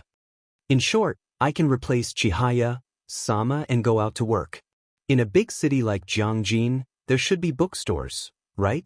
Asahi Sakurakanji mustered up her courage and said, let me make it clear, although there are bookstores, there shouldn't be anything like BL novels or BL manga in them. Su Shinshin immediately reminded her of her Fujoshi identity. You really don't understand? But this time, Asahi Sakurakanji didn't back down. Instead, he bravely met Su Shinshin's gaze. It's precisely because there aren't any that it means this is undeveloped land. Since that's the case, then I, Asahi Sakurakanji, will be the first pioneer to bring beautiful things to the potential BL fans in Jiangjin that can nourish their souls. Why are you so motivated only in places like this? Su Shinshin complained. Of course it's because BL is there. George Mallory will cry, will he? Because the mountain is there. Because the mountain is there. Oh, I don't know. What are BL novels? Chiketsu pulled Su Shinshin's clothes and asked in a low voice. Su Shinshin suddenly froze. But he still managed to stop Asahi Sakurakanji, who wanted to pollute science. Mo Lee on the side received Su Shinshin's signal and pattered to Chiketsu's side. She said in a serious tone, BL novels, its full name is Burning Love Novels, meaning more intense pure love novels. Chiketsu let out a sigh. Mo Lee is so amazing. You even know this kind of thing. It's simple. Jasmine nodded her head. Although she still did not have much of an expression on her face, everyone could feel that she was giving off a feeling of, praise me more. Little Su, what do you mean by working? The canine-eared girl, who had a confused expression from the beginning, asked Su Shinshin curiously. Should I start explaining from here? Su Shinshin suddenly felt a little discouraged. But if he thought about it carefully, the canine girl still couldn't adapt well to this world. Compared to working, it was already good enough that she could stay at home and not cause trouble. So he said to the canine girl in a dignified manner, it's decided, your job is to watch the hay and don't let it hit the wall or destroy the house. Although I don't know what's going on, leave it to Woof. The canine girl patted her chest. Her tail was high up, but her ears were flat. It was a classic, want to be patted on the head, gesture. Su Shinshin naturally followed her wishes and patted the girl's head. After that, Su Shinshin's eyes fell on Yu Jingjing. Although she looked like an elementary school student, no, a lot of people would probably believe that she was a kindergarten kid. But this girl's mind was no different from an adult's, and her physical strength was far stronger than in ordinary adults. The reason why she was so resistant to working was probably because of her homebody personality. I heard that you've been learning how to play computer games recently? Su Shinshin pretended to ask casually. What do you want to do? The girl looked at him warily. You can actually make money by playing games? Really? It's just that it takes a lot of effort. As a magical girl, even if she literally worked hard, she should be able to survive, right? Yu Jingjing obviously didn't notice Su Shinshin's sinister intentions. Instead, she nodded with satisfaction. Very good, then I'll choose to play games to make money. About working, Qin Xingyan suddenly said, recently, there's been some problems with the Bailu Temple branch. I'll be helping there for the next few days, so I don't have time to work. The girl looked a little haggard, but she was still in good spirits. No problem, business is more important. Su Shenxing nodded and then asked worriedly, "Do you need my help with the problem you encountered?" "No, it's not that bad yet. Also, I don't want to develop the habit of relying on you for everything," the girl said firmly. It didn't seem like she was being polite, but she really didn't need his help. Su Shenxing felt a little lonely but also a little gratified. When he was in the other world, many people would throw any problems they encountered to him after seeing his power. Although it felt good to be needed, everything had to be shouldered by him alone. Especially before he had truly obtained invincible power, there were many times when he would feel a little tired. Moreover, from a personal point of view, it was not advisable to rely on the strong to solve problems all the time and lack the awareness to save oneself. Therefore, Su Shenxing didn't force himself to help and just nodded slightly to the girl. "You all have jobs, and school has been ending early recently. It's boring for me to stay at home alone. Why don't I find a place to work too?" Chihaya Fukuyama said. "Absolutely not. Chihaya-sama just needs to enjoy life." Asahi Sakura Kanji resolutely rejected the proposal of the goddess girl. "Actually, Sakura Kanji," Su Shenxing interrupted the interaction between the two and said, "What does the so-called enjoying life mean? Eating, drinking, playing, and accepting everyone's worship?" After being asked by Su Shenxing, Asahi Sakurakanji also answered with some hesitation. "Then put yourself in their shoes. If you lived this kind of life yourself, would you be happy?" So Su Shenxing asked seriously again. Then he turned around and shouted, "Of course I would be happy. Of course I would be happy." To suppress Yu Jingjing. Asahi Sakurakanji was not affected by Yu Jingjing, who was so heartless that he even thought that he would lose if he walked out of the entrance. Instead, he thought quietly for a moment, then shook his head. "I wouldn't be happy, right? That kind of life. Perhaps idling around was interesting at first, but after a while, it would become boring. Especially when the people around were busy with their own work, the feeling of being out of place would torment one's heart." "That's right, that's it." Su Shenxing also nodded. Enjoying life is a very broad concept. Why is staying at home doing nothing considered enjoying life? Sweating with colleagues, experiencing the joys and sorrows of life, this can also be regarded as another kind of enjoyment, right? Mr. Su, now that you mention it, it does seem to be the case. Asahi Sakurakanji showed a distressed expression. After a while, she suddenly shouted, "Wait a minute. Sweating, there's no need to limit it to working, right? Sweating with friends in the school club is more in line with the life of a high school student." "I can't hear you, I can't hear anything." Su Shenxing covered his ears and ran to the other side. "Are you a kid? In short, for the revival of Sakura Apartment, please work hard."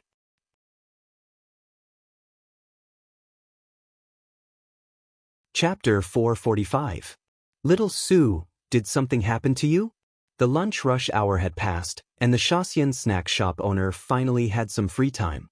He looked at the restless Su Shenxing and asked curiously. He had a good impression of this university student who was working.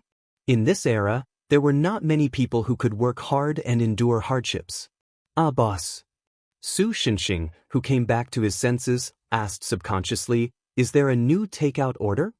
It seemed that because he was thinking about something just now, he didn't hear the boss's words. The Shaxian snack shop owner thought for a moment, then showed an expression of sudden realization. "I know, little Su, you must be worried about your girlfriend." "What?" Su Shenxing was taken aback. "It's the girl who has been coming to our shop to eat some time ago. I think she is most likely coming for you. Haven't you noticed?" The boss looked at Su Shenxing's confused face and couldn't help but be more curious. "Hey, don't make fun of me." Su Shenxing thought that he really didn't pay attention to this matter. Plus, he never told Song Yu and the others that he worked in this shop, so it shouldn't be them. If they really came, Su Shenxing could recognize them at a glance. However, it was not that Su Shenxing was self-deprecating, but this kind of person who didn't have contact with him probably didn't like him because of his rich connotation or noble soul. It was more likely that she would like him based on his appearance. When he thought that someone might fall in love with him at first sight, Su Shenxing couldn't help but sigh that the aesthetic standards of this era were getting more and more confusing, Since the little girl next door moved away when he was 6, he almost didn't have any relationships with the opposite sex until he transmigrated. However, the few people in Sakura apartment were enough to give him a headache, so he didn't plan to provoke them. Therefore, he didn't continue to discuss this issue with the boss. Okay, I won't talk about it. The boss entertains so many customers every day, so he could be considered half a person. When he saw Su Xinxing's expression, he knew that he did not intend to continue talking about this matter. Therefore, this middle-aged man who looked quite kind clapped his hands and said, "You look quite tired. I'll give you half a day off today. You don't have to come in the afternoon." Su Xinxing wanted to refuse, but when he thought of the residents who were working for the first time, he finally swallowed back the words of refusal. "Boss, are you okay here? I mean at night?" Other than lunch, dinner was also very busy. Today was a holiday, so it should be busier than usual. "It's okay. My girl is coming back from school soon. Let her take over the shift. You can go and do your own thing." The boss waved his hand as if he was chasing people away. Thank you so much. After receiving an unexpected holiday, Su Xinxing first went to a milk tea shop. Mo Li worked in this shop. Other than the little girl, there was also Mo Li's only friend, Cui Ying. Because Su Xinxing was afraid that Mo Li would cause trouble, he asked the girl to help look after Mo Li. Since he wanted to see how Mo Li was doing, Su Xinxing naturally wouldn't appear in the shop openly. He chose to hide behind a telephone pole outside and secretly observe. Of course, it was inevitable that some passers-by would point at him and whisper among themselves. He could vaguely hear words like stalker and monster from their conversations. To be fair, from the outside, Jasmine's work seemed to be going smoothly. Apart from some strange conversations that occasionally occurred, "Customer, why is there no cream on my sundae?" Mo Li, "You already ate it." Customer, "Who are you lying to? I don't remember eating it at all." Mo Li, "It's the use of memory erasing magic." Customer, "Before you say this, can you please wipe the cream off the corner of your mouth?" Mo Li, "Oh, wipe." Customer, "Realize that this is sarcasm." Mo Li, "What a picky customer. This is for you. You have no complaints, right?" Customer, "Don't add a bittering agent." Mo Li, "It's the same model. Even a company as big as Ren Otang uses it." Customer, "Before you say this, please take note that the milk tea shop and Ren Otang's products are completely different." Mo Li, "Ah." Customer, "Why do you look so shocked?" "Enough, I've had enough of this milk tea shop." Mo Li, "Please come again." Customer, "I definitely won't come again."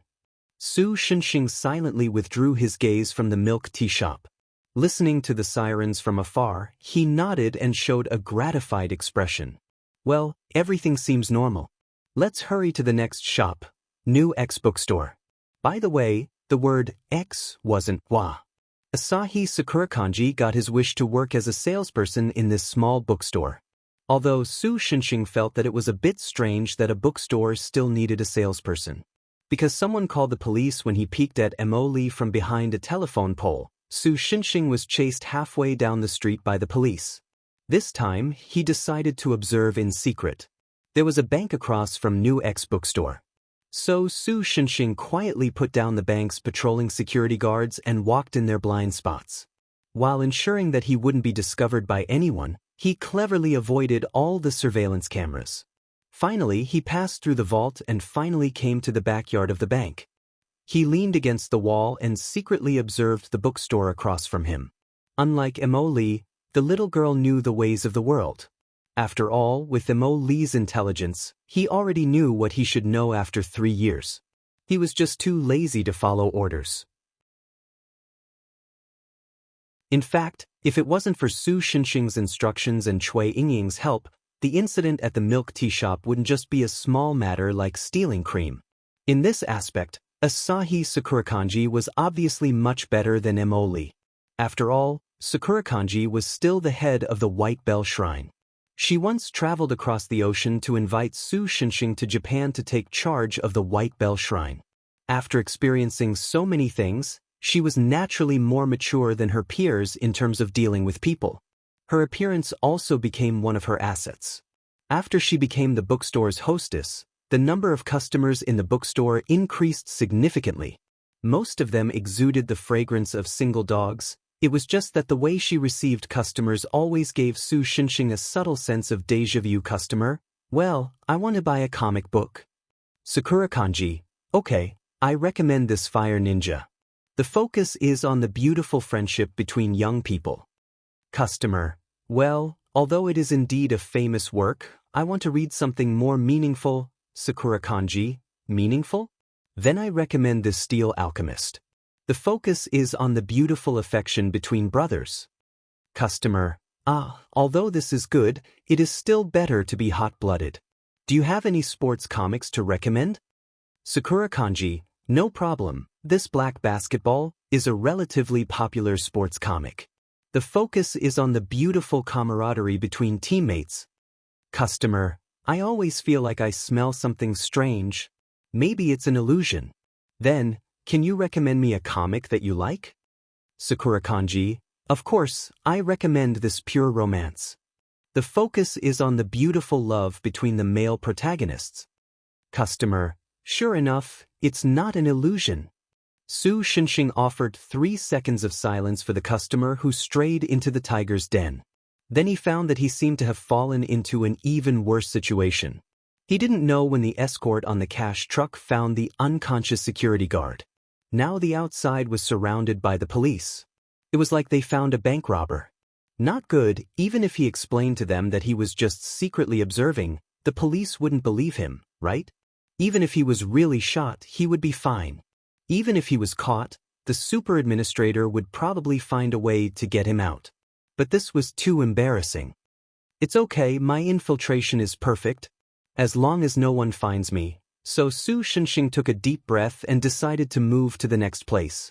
Police cars have been running around outside all day. I don't know what happened. In a coffee shop in the suburbs of Jiangjin, Chihaya Fukuyama, who was working, placed Su Xinxing's frappuccino in front of him. Do you know anything? Probably a little. In order to maintain his perfect infiltration record, Su Xinxing had to move quickly at a speed that ordinary people couldn't see. He also knocked out all the police outside before they could react. Although the next wave of police soon arrived, Su Xinxing took advantage of that 1-minute gap to successfully escape. It was said that because the police that were knocked out by him almost all lost consciousness at the same time, the police still thought that the bank robber used some kind of new chemical that wouldn't leave any traces. While they were shocked by the robber's skill, they were also puzzled that nothing was missing from the vault. There were only 2 holes in the wall in the backyard. So you're here to check up on me? Chihaya Fukuyama, who wasn't interested in this matter, didn't ask further. He only looked at Su Xinxing's clothes and joked. Kind of, how's your job here? Su Xinxing took a sip of the frappuccino and calmed himself down before asking. This coffee shop was actually a maid's coffee shop, but it was said that the coffee in the shop was very authentic. The coffee blend was created by the owner himself by mixing 6 types of coffee beans. Of course, to Su Xinxing, the taste of the coffee was basically the same. It's okay, I used to work in Japan. While saying this, the girl skillfully took away the tray on the side. From her skillful movements, it didn't seem like she was bragging. She really did work in this area. After all, my family wasn't rich before. In order to reduce my grandfather's burden, I had to go out to work to earn living expenses. As she said this, the girl seemed to remember her experience when she was still a human god, and the movements of her hands slowed down significantly. Although it was easy to just eat and wait for death in Sakura's apartment all day long, she occasionally inexplicably thought of that time. She didn't know if she missed her previous life or her grandfather who secretly bought Sachin magazines at his age and was full of dirty words. If you have time in the future, do you want to go back and have a look? Su Xinxing asked. I'm afraid it's not that simple. The girl looked a little sad. She shook her head and said, after all, in a sense, I'm already a god in this land. The Inyang Hudong in Japan won't let gods from other countries go to Japan at will. You can rest assured about this. Su Xinxing didn't feel much about this. They will be happy to let you go back and visit your parents. I promise with my fist. Anyway, Even if the guys in the Inyang Hudong didn't care about the rules of the underworld, they couldn't beat him. Moreover, Su Xinxing had some selfish motives. If Chihaya Fukuyama wanted to go back to Japan to visit his parents, could he also get a ticket to find Mizuki Takemiya? For some reason, he couldn't let go of the girl who called him father on the deserted island. Even though that young girl's current net worth could push Su Xinxing to the ground and rub him against the ground. I'll think about it when I have the chance. But in the end, Chihaya Fukuyama still couldn't make a decision. Su Xinxing also knew the other party's inner struggle, so he didn't say anything to interfere. He just silently drank his frappuccino. Ah, right. After a moment of silence, the girl suddenly seemed to think of something and said to Su Xinxing, "Remember to pay for what you ordered, I won't treat you." Are you kidding? Su Xinxing choked on his frappuccino. His eyes widened and his face was full of disbelief. Unfortunately, our protagonist's total net worth was only 50 cents. Damn it, do I have to continue using my card? Logically speaking, he didn't have much money left in his card. Su Xinxing watched the young girl in the maid uniform leave with a teasing smile and a tray in her arms. He began to seriously consider whether he should drink the Overlord's water. In any case, he had done enough things today, so one more wouldn't make a difference. If you're worried about the cost of this drink, I can pay for it. At this moment, the door of the coffee shop was suddenly opened. A figure slowly walked towards Su Xinxing and said, "But in exchange, can I chat with you for a while?" Because the other party was backlit at first, Su Xinxing was too lazy to cast a protective shield on himself over such a trivial matter, so he couldn't see who it was for a moment. It wasn't until the other party walked in front of him that he realized, "Why are you here?"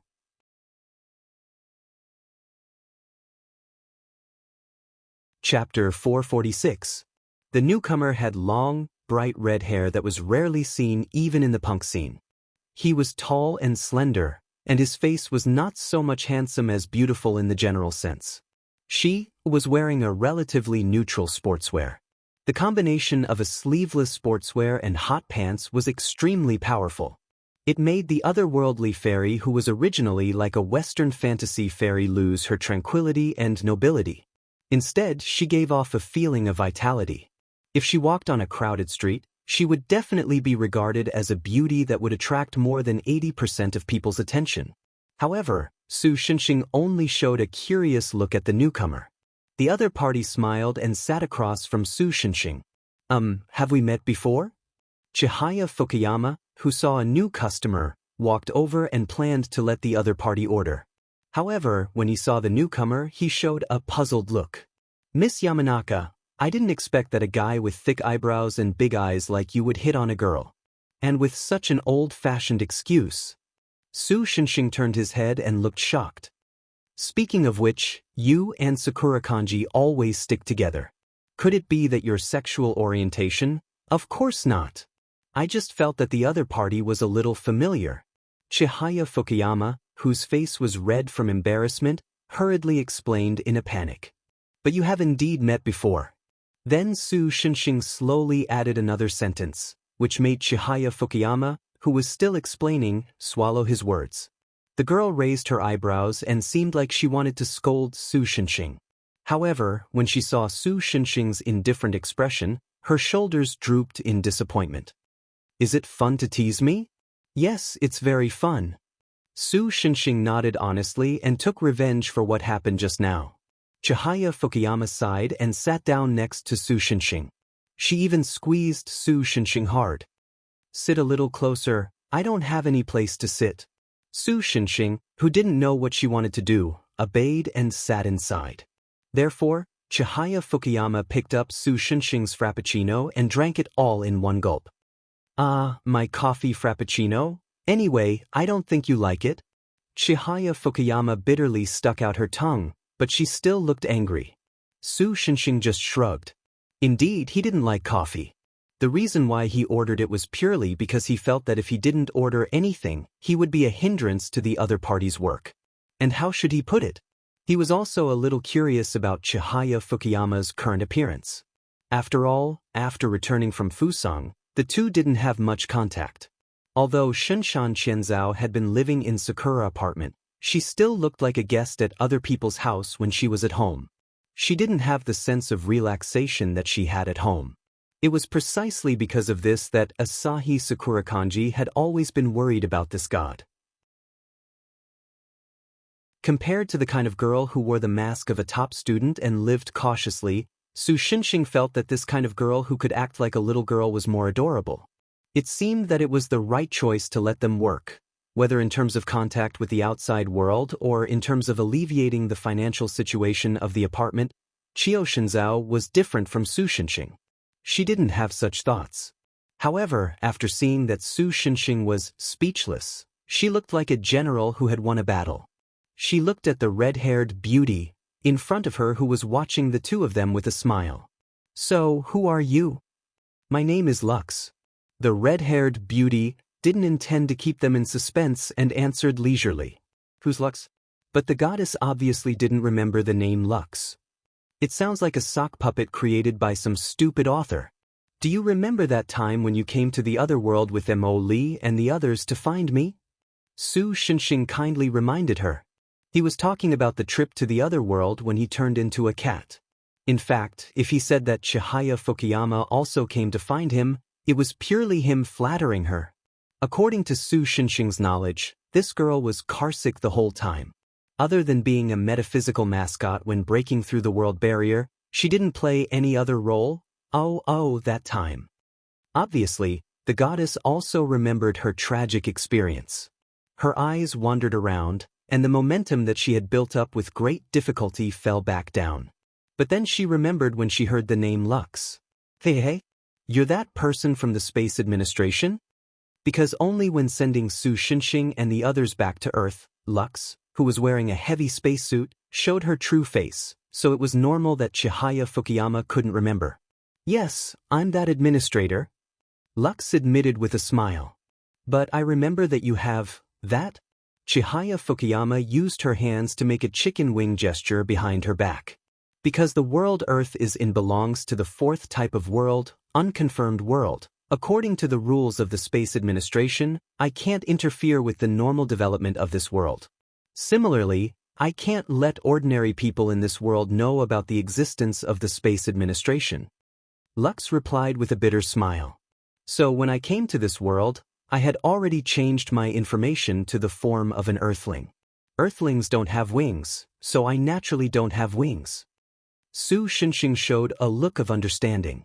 He had thought that the other party had used some kind of magic or optical camouflage to achieve this. It should be known that ordinary illusion magic or optical camouflage could not fool Su Xinxing's eyes, which could even see through karmic lines. But he didn't find anything just now, so he thought that the Space Administration had developed some kind of epic-making magic or technology, which surprised him a little, but now it seemed that he was just overthinking. "Can I ask a question?" Chihaya Fukuyama continued to ask.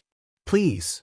Perhaps because Su Xinxing saved her life, the other party seemed to be easy to talk to. "Are you male or female now?" Chihaya Fukuyama asked curiously. "No, I'm still a hermaphrodite." Lux replied firmly.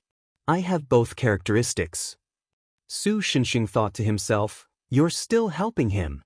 People from another world are really scary. Speaking of which, some time ago, did a person named Ing go back to your world?" After calming down a little, Su Xinxing asked the other party. "Do you know about Senior Ing?" Lux looked very surprised. Then the expression on his face was mixed with reverence.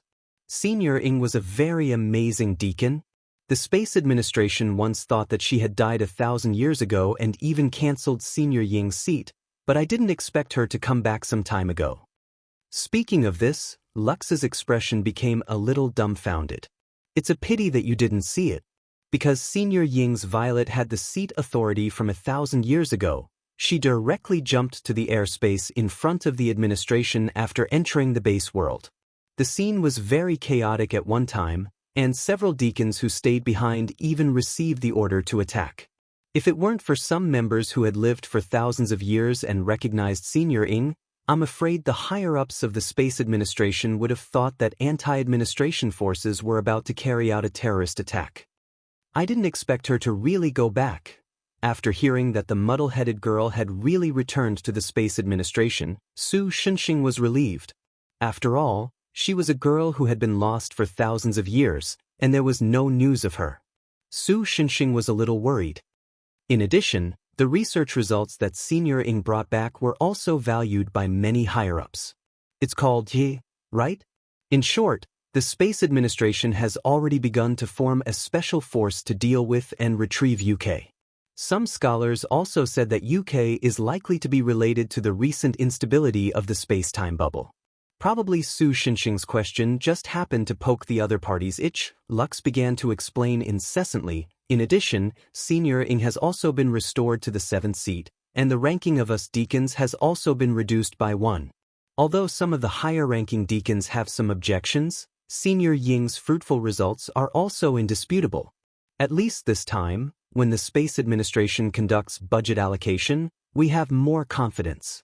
To be honest, I haven't received a year-end bonus for almost 2 years. There's even a year-end bonus. What kind of place is the Space Administration? Su Shunxing muttered in his mind. Speaking of which, the Space Administration seemed to be a department established to stabilize the existence of space and time. Then, as someone who saved hundreds of worlds and avoided almost the same number of possible space-time shocks caused by the destruction of worlds, could he go to the Space Administration to receive a reward? Even if it could only be reimbursed for today's frappuccino, although he had this idea. Fortunately, Su Shunxing's skin was not that thick, and he quickly gave up the idea. In short, putting aside the constantly flashing in his mind that could be published on the UC news page, Su Shunxing quickly returned to the topic. So, what are you doing here this time? If you want to retrieve the shuttle, I can take you there now. Although if the shuttle was retrieved by the other party, Ing apartments would once again return to the era of no transportation. In fact, there was still Jiangyu. Su Shunxing did not intend to take the shuttle for himself. This was also one of Su Shunxing's principles of doing things, or one of his moral cleanliness. Of course, the enemy's things were not in the scope. Was taking the enemy's things called stealing? It was called dropping. Picking up dropped items was also part of being a hero. If you don't like it, don't play. As for the shuttle, as long as you don't give it to the government of this world to study and let the technology of the Space Administration leak out, there's basically no problem. And to be honest, even if you give the shuttle to the most advanced laboratory on Earth, they might not be able to study it. After all, I think the energy use of this world is still stuck at a very low level of electricity and heat. When you can achieve 100% nuclear energy use, then you can study the shuttle. Maybe there will be some gains. Lux, who despised the technology of Earth, shook his head. Also, I'm not here for this matter. Su Shunxing raised his eyebrows. This guy made it clear that he was here for him from the beginning? Probably realizing something, Chihaya Fukuyama stood up. I'll go get you some drinks. Lux little, sir? It seemed that the girl was a little hesitant about how to address this alien world. Just call me by my name. Lux seemed to be quite generous. Then, would you like to order something? Perhaps it was a habit of growing up in Japan, but he felt that it was rude to call him by his name directly. Chihaya Fukuyama pondered for a long time and finally decided to call him guest. Do you have helium-3? Lux asked. The girl replied. Then I'll have a Turuwa nano juice. Turuwa what? The girl frowned and found that she couldn't even repeat what Lux said. It's a kind of high-energy juice that looks like. Lux looked up on his mini-pad for a moment before continuing. It's similar to the slugs on Earth. It tastes good and can be used as lubricant. I highly recommend it. What the hell are you planning to lubricate? Su Shunxing complained in his mind. Please order a drink that exists on Earth. Chihaya Fukuyama complained verbally. A glass of water with ice.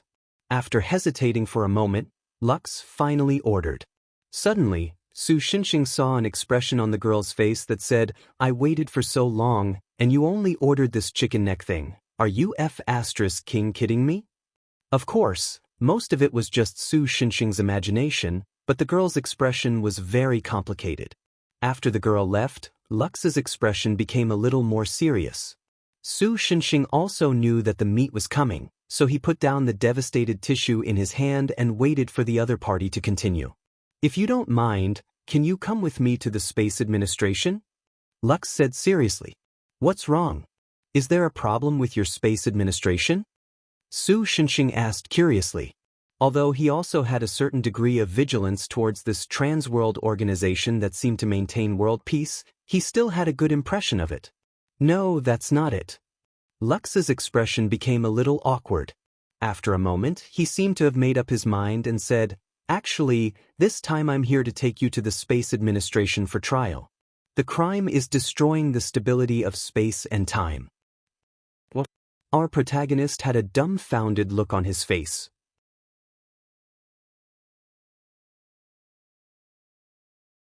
Chapter 447. It wasn't that Su Shenxing had never been treated as a criminal before, but that was either because he hadn't obtained the power of the hero, or because the people who wanted to capture him didn't know his true strength.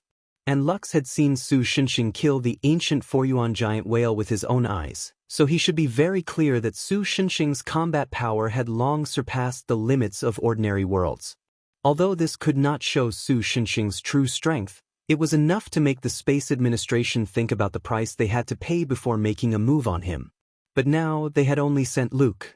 What was the meaning of this? Admittedly, as a huge cross-world organization, the executive ship of the Space Administration was definitely stronger than the planet destroyer Su Shenxing encountered in Centaurus, but according to the situation of the battle with the Foryuan giant whale, Su Shenxing didn't have the qualifications to raise his vigilance. Even the Violet, the seventh agent of the Space Administration, was nothing in Su Shenxing's eyes. The extra-dimensional creatures he had encountered in the Great Demonic Realm were much stronger than the space-time battleships he had encountered in the past. Don't worry, I don't think you have any malicious or criminal intentions. I've already vouched for you. You just have to go through the motions this time.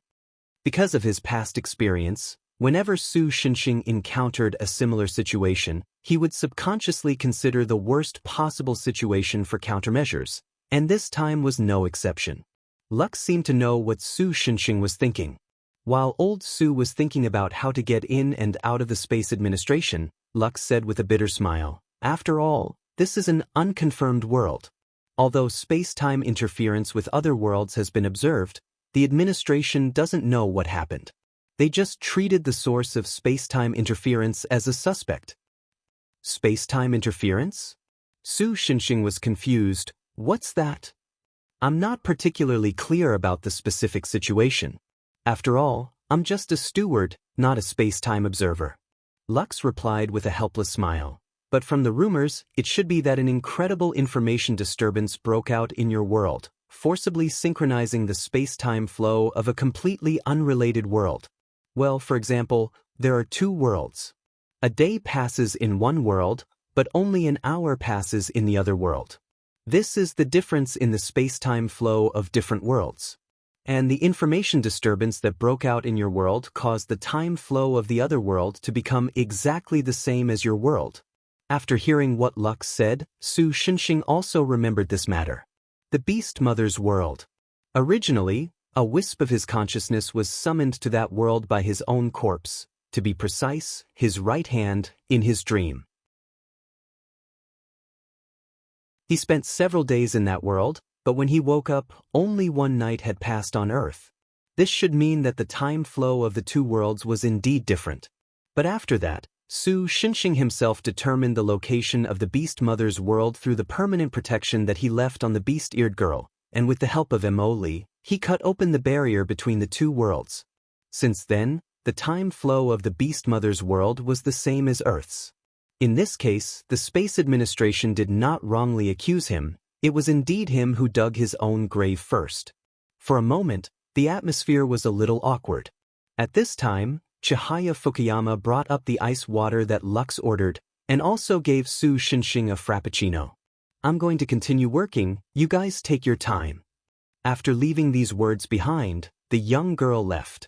It was not afternoon tea time now, and there were very few people in the coffee shop. Obviously, there was no work that needed the girl's help. The reason she said that was probably because she considered that her presence here would make the two of them have some scruples in their conversation. Although it wasn't obvious normally, this female deity was quite meticulous. Thanks to her pavement, the originally stiff atmosphere was restored a little. Speaking of which, since you don't know the situation, why do you think that I have no malicious intentions or criminal tendencies? Su Shenxing stirred his drink with a straw and asked casually. It's intuition. Lux replied with certainty. As a trans-world organization that seems to be based on technology, isn't it a bit too childish for you to determine whether a person has committed a crime? Maybe you may think it strange, but in fact, for me, this is not a rare situation. Lux was used to Su Shenxing's surprised expression and slowly explained. In the world I come from, many people have similar abilities. Intuition can help us make more accurate judgments. In the Space Administration, this ability is classified as psychic ability. Of course, it's not omnipotent, otherwise I wouldn't have been blocked by the 4-yuan giant whale. So this is a racial ability. Su Shenxing complained in his mind. But there were so many worlds, it was not that unbelievable that there would occasionally be some races with strange abilities. They were all supporting him. Moreover, Su Shenxing had once seen a creature with more than 20 different genders. This made the process of reproduction of that creature look like a promiscuous sex convention. Space Administration. To be honest, I'm really interested in that place. Su Shenxing retracted his thoughts that had almost flown to Kunlun. After thinking for a moment, he felt that he really didn't have anything important to do recently, so he simply agreed to Luke's request.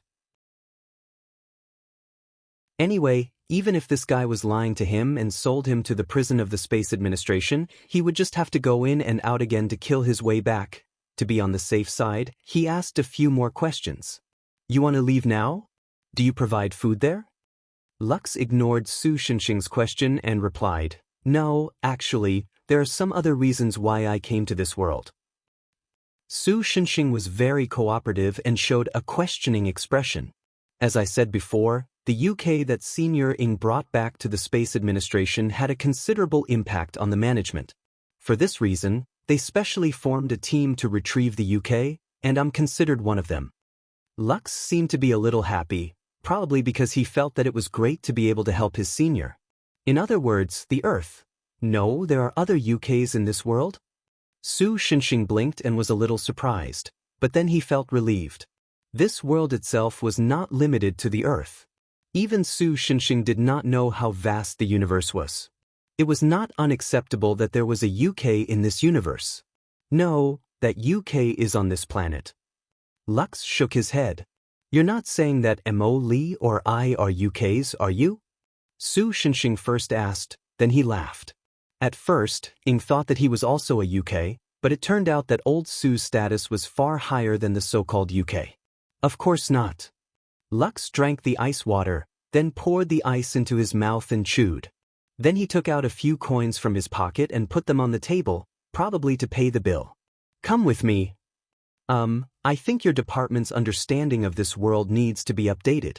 Su Shenxing looked over and saw that this guy dug out a few yuan datu. He could not help but complain with an embarrassed face. Is that so? Lux was surprised. That's right, Su Shenxing said with certainty. So when Su Shenxing took out his bank card, which didn't have much balance left, to settle the bill, he suddenly realized. F***CK, wasn't I the one paying the bill in the end? Lux brought Su Shenxing to a hospital. Su Shenxing realized that he had been to this hospital before, and not too long ago. After several turns with Lux, they arrived at a luxurious ward. An unconscious girl was lying in the ward. The UK you were talking about is her? Su Shenxing could not help but exclaim in surprise. That's right, the person Lux was looking for was the comatose sister of the deceased from the death game incident. This girl was quite pitiful.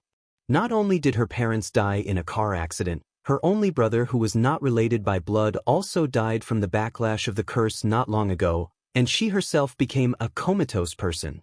Even though there was still some money left from the advance payment to the hospital, what kind of disaster would this girl face after the money was used up? In the previous incident, Su Shenxing had tried his best not to think about it.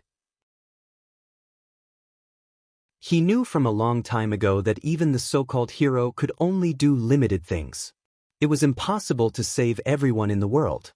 So instead of being a hypocrite and worrying about this and that all day long, it was better to not see it and not worry about it. Of course not. This girl is just an ordinary earthling. The real UK is in her heart.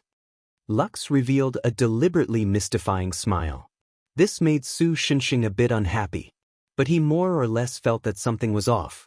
He had always attributed the comatose girl's situation to her suicide by jumping off a building, but thinking about it carefully, jumping off a building to commit suicide would not cause the soul to leave the body. But Emily could tell at a glance that the girl's soul had disappeared. In other words, this girl might have become a comatose person for other reasons. You're saying that the UK caused her to be in this situation? That's right. Lux nodded. Then he said puzzledly, interestingly, this UK is somewhat similar to a virus. It should have a certain degree of infectivity. Based on my observation of the surrounding information flow, a lot of people in this hospital should have been infected with this UK. It should have broken out in a few days, but this infection suddenly stopped yesterday, and the entire UK mutated into a stealth ability. It's like... After a pause, he continued to speak out his guess. It's like this UK is afraid of something more terrifying. The culprit said that he didn't know anything. Seeing that Su Xinxing didn't seem to have any questions, Lux didn't continue to explain. Instead, he took out his small pistol that looked like a water gun and pointed it at the comatose girl lying on the bed. Of course, he didn't intend to kill her. He wanted to first use the detection device to determine her physical condition, then eliminate abnormal information and so on, to see if he could complete the UK's containment. By the way, didn't you say that this UK has infected the entire hospital? What if it suddenly breaks out? Su Xinxing looked at everything in front of him and asked curiously. I don't know, the UK of the disease system is extremely unstable. The only thing they have in common is that they are all very dangerous. Just as Luke's water gun emitted blue light, the comatose girl on the bed suddenly sat up. She bared her fangs at the two like a ferocious beast, then fled like a wisp of smoke. What the F***CK? Lux was stunned, then immediately said, Go catch her. I'm afraid that the control of the body is not in her body, but the UK virus itself. The UK in her heart is probably the mother of the UK virus around her. That thing actually has a brain. Su Xinxing was slightly surprised because of this. Not necessarily, maybe it's a conditioned reflex of the UK after sensing danger. Lux casually replied. It's just that the girl's hands and feet looked bony because she was relying on 4 drips to maintain her life every day. Her body was also very weak, and it didn't take long for her to seem like she couldn't run anymore. This made it easy for Su Xinxing and the others to block her. In the end, the comatose girl who looked gentle and quiet actually climbed to the top of a tree like a stray cat that was being chased and didn't know where to go. You step back, I'll catch her. Su Xinxing rolled up his sleeves, intending to pull the girl down from the tree. No, if you're too rough, it will cause the UK to hide in the depths of the girl's heart. Lux shook his head, his face serious. If possible, can you please make sure that no one else will come around? That's not a problem. This was the hospital's backyard, and it was a relatively quiet place, so many people would come here to look for trouble. Thank you very much. After saying that, Lux used his water gun, officer's gun against his temple. What the F***CK? What are you doing? Before Su Xinxing finished speaking, a gunshot rang out. But the scene of blood splashing didn't appear. Instead, a layer of white, warm, holy light appeared on Lux's body. A huge pair of pure white wings spread out from his back. After checking and confirming that everything was normal, he flapped his wings and slowly approached the emaciated and pitiful girl. You're tuning in to the Dreamy Chapters YouTube channel. We're so grateful for your support, and don't forget to subscribe to join us on this incredible journey through captivating stories. Your generosity through donations truly makes a world of difference, as it's the primary source of revenue that allows me to expand and enhance this channel for you. Thank you from the bottom of my heart for being a part of this adventure.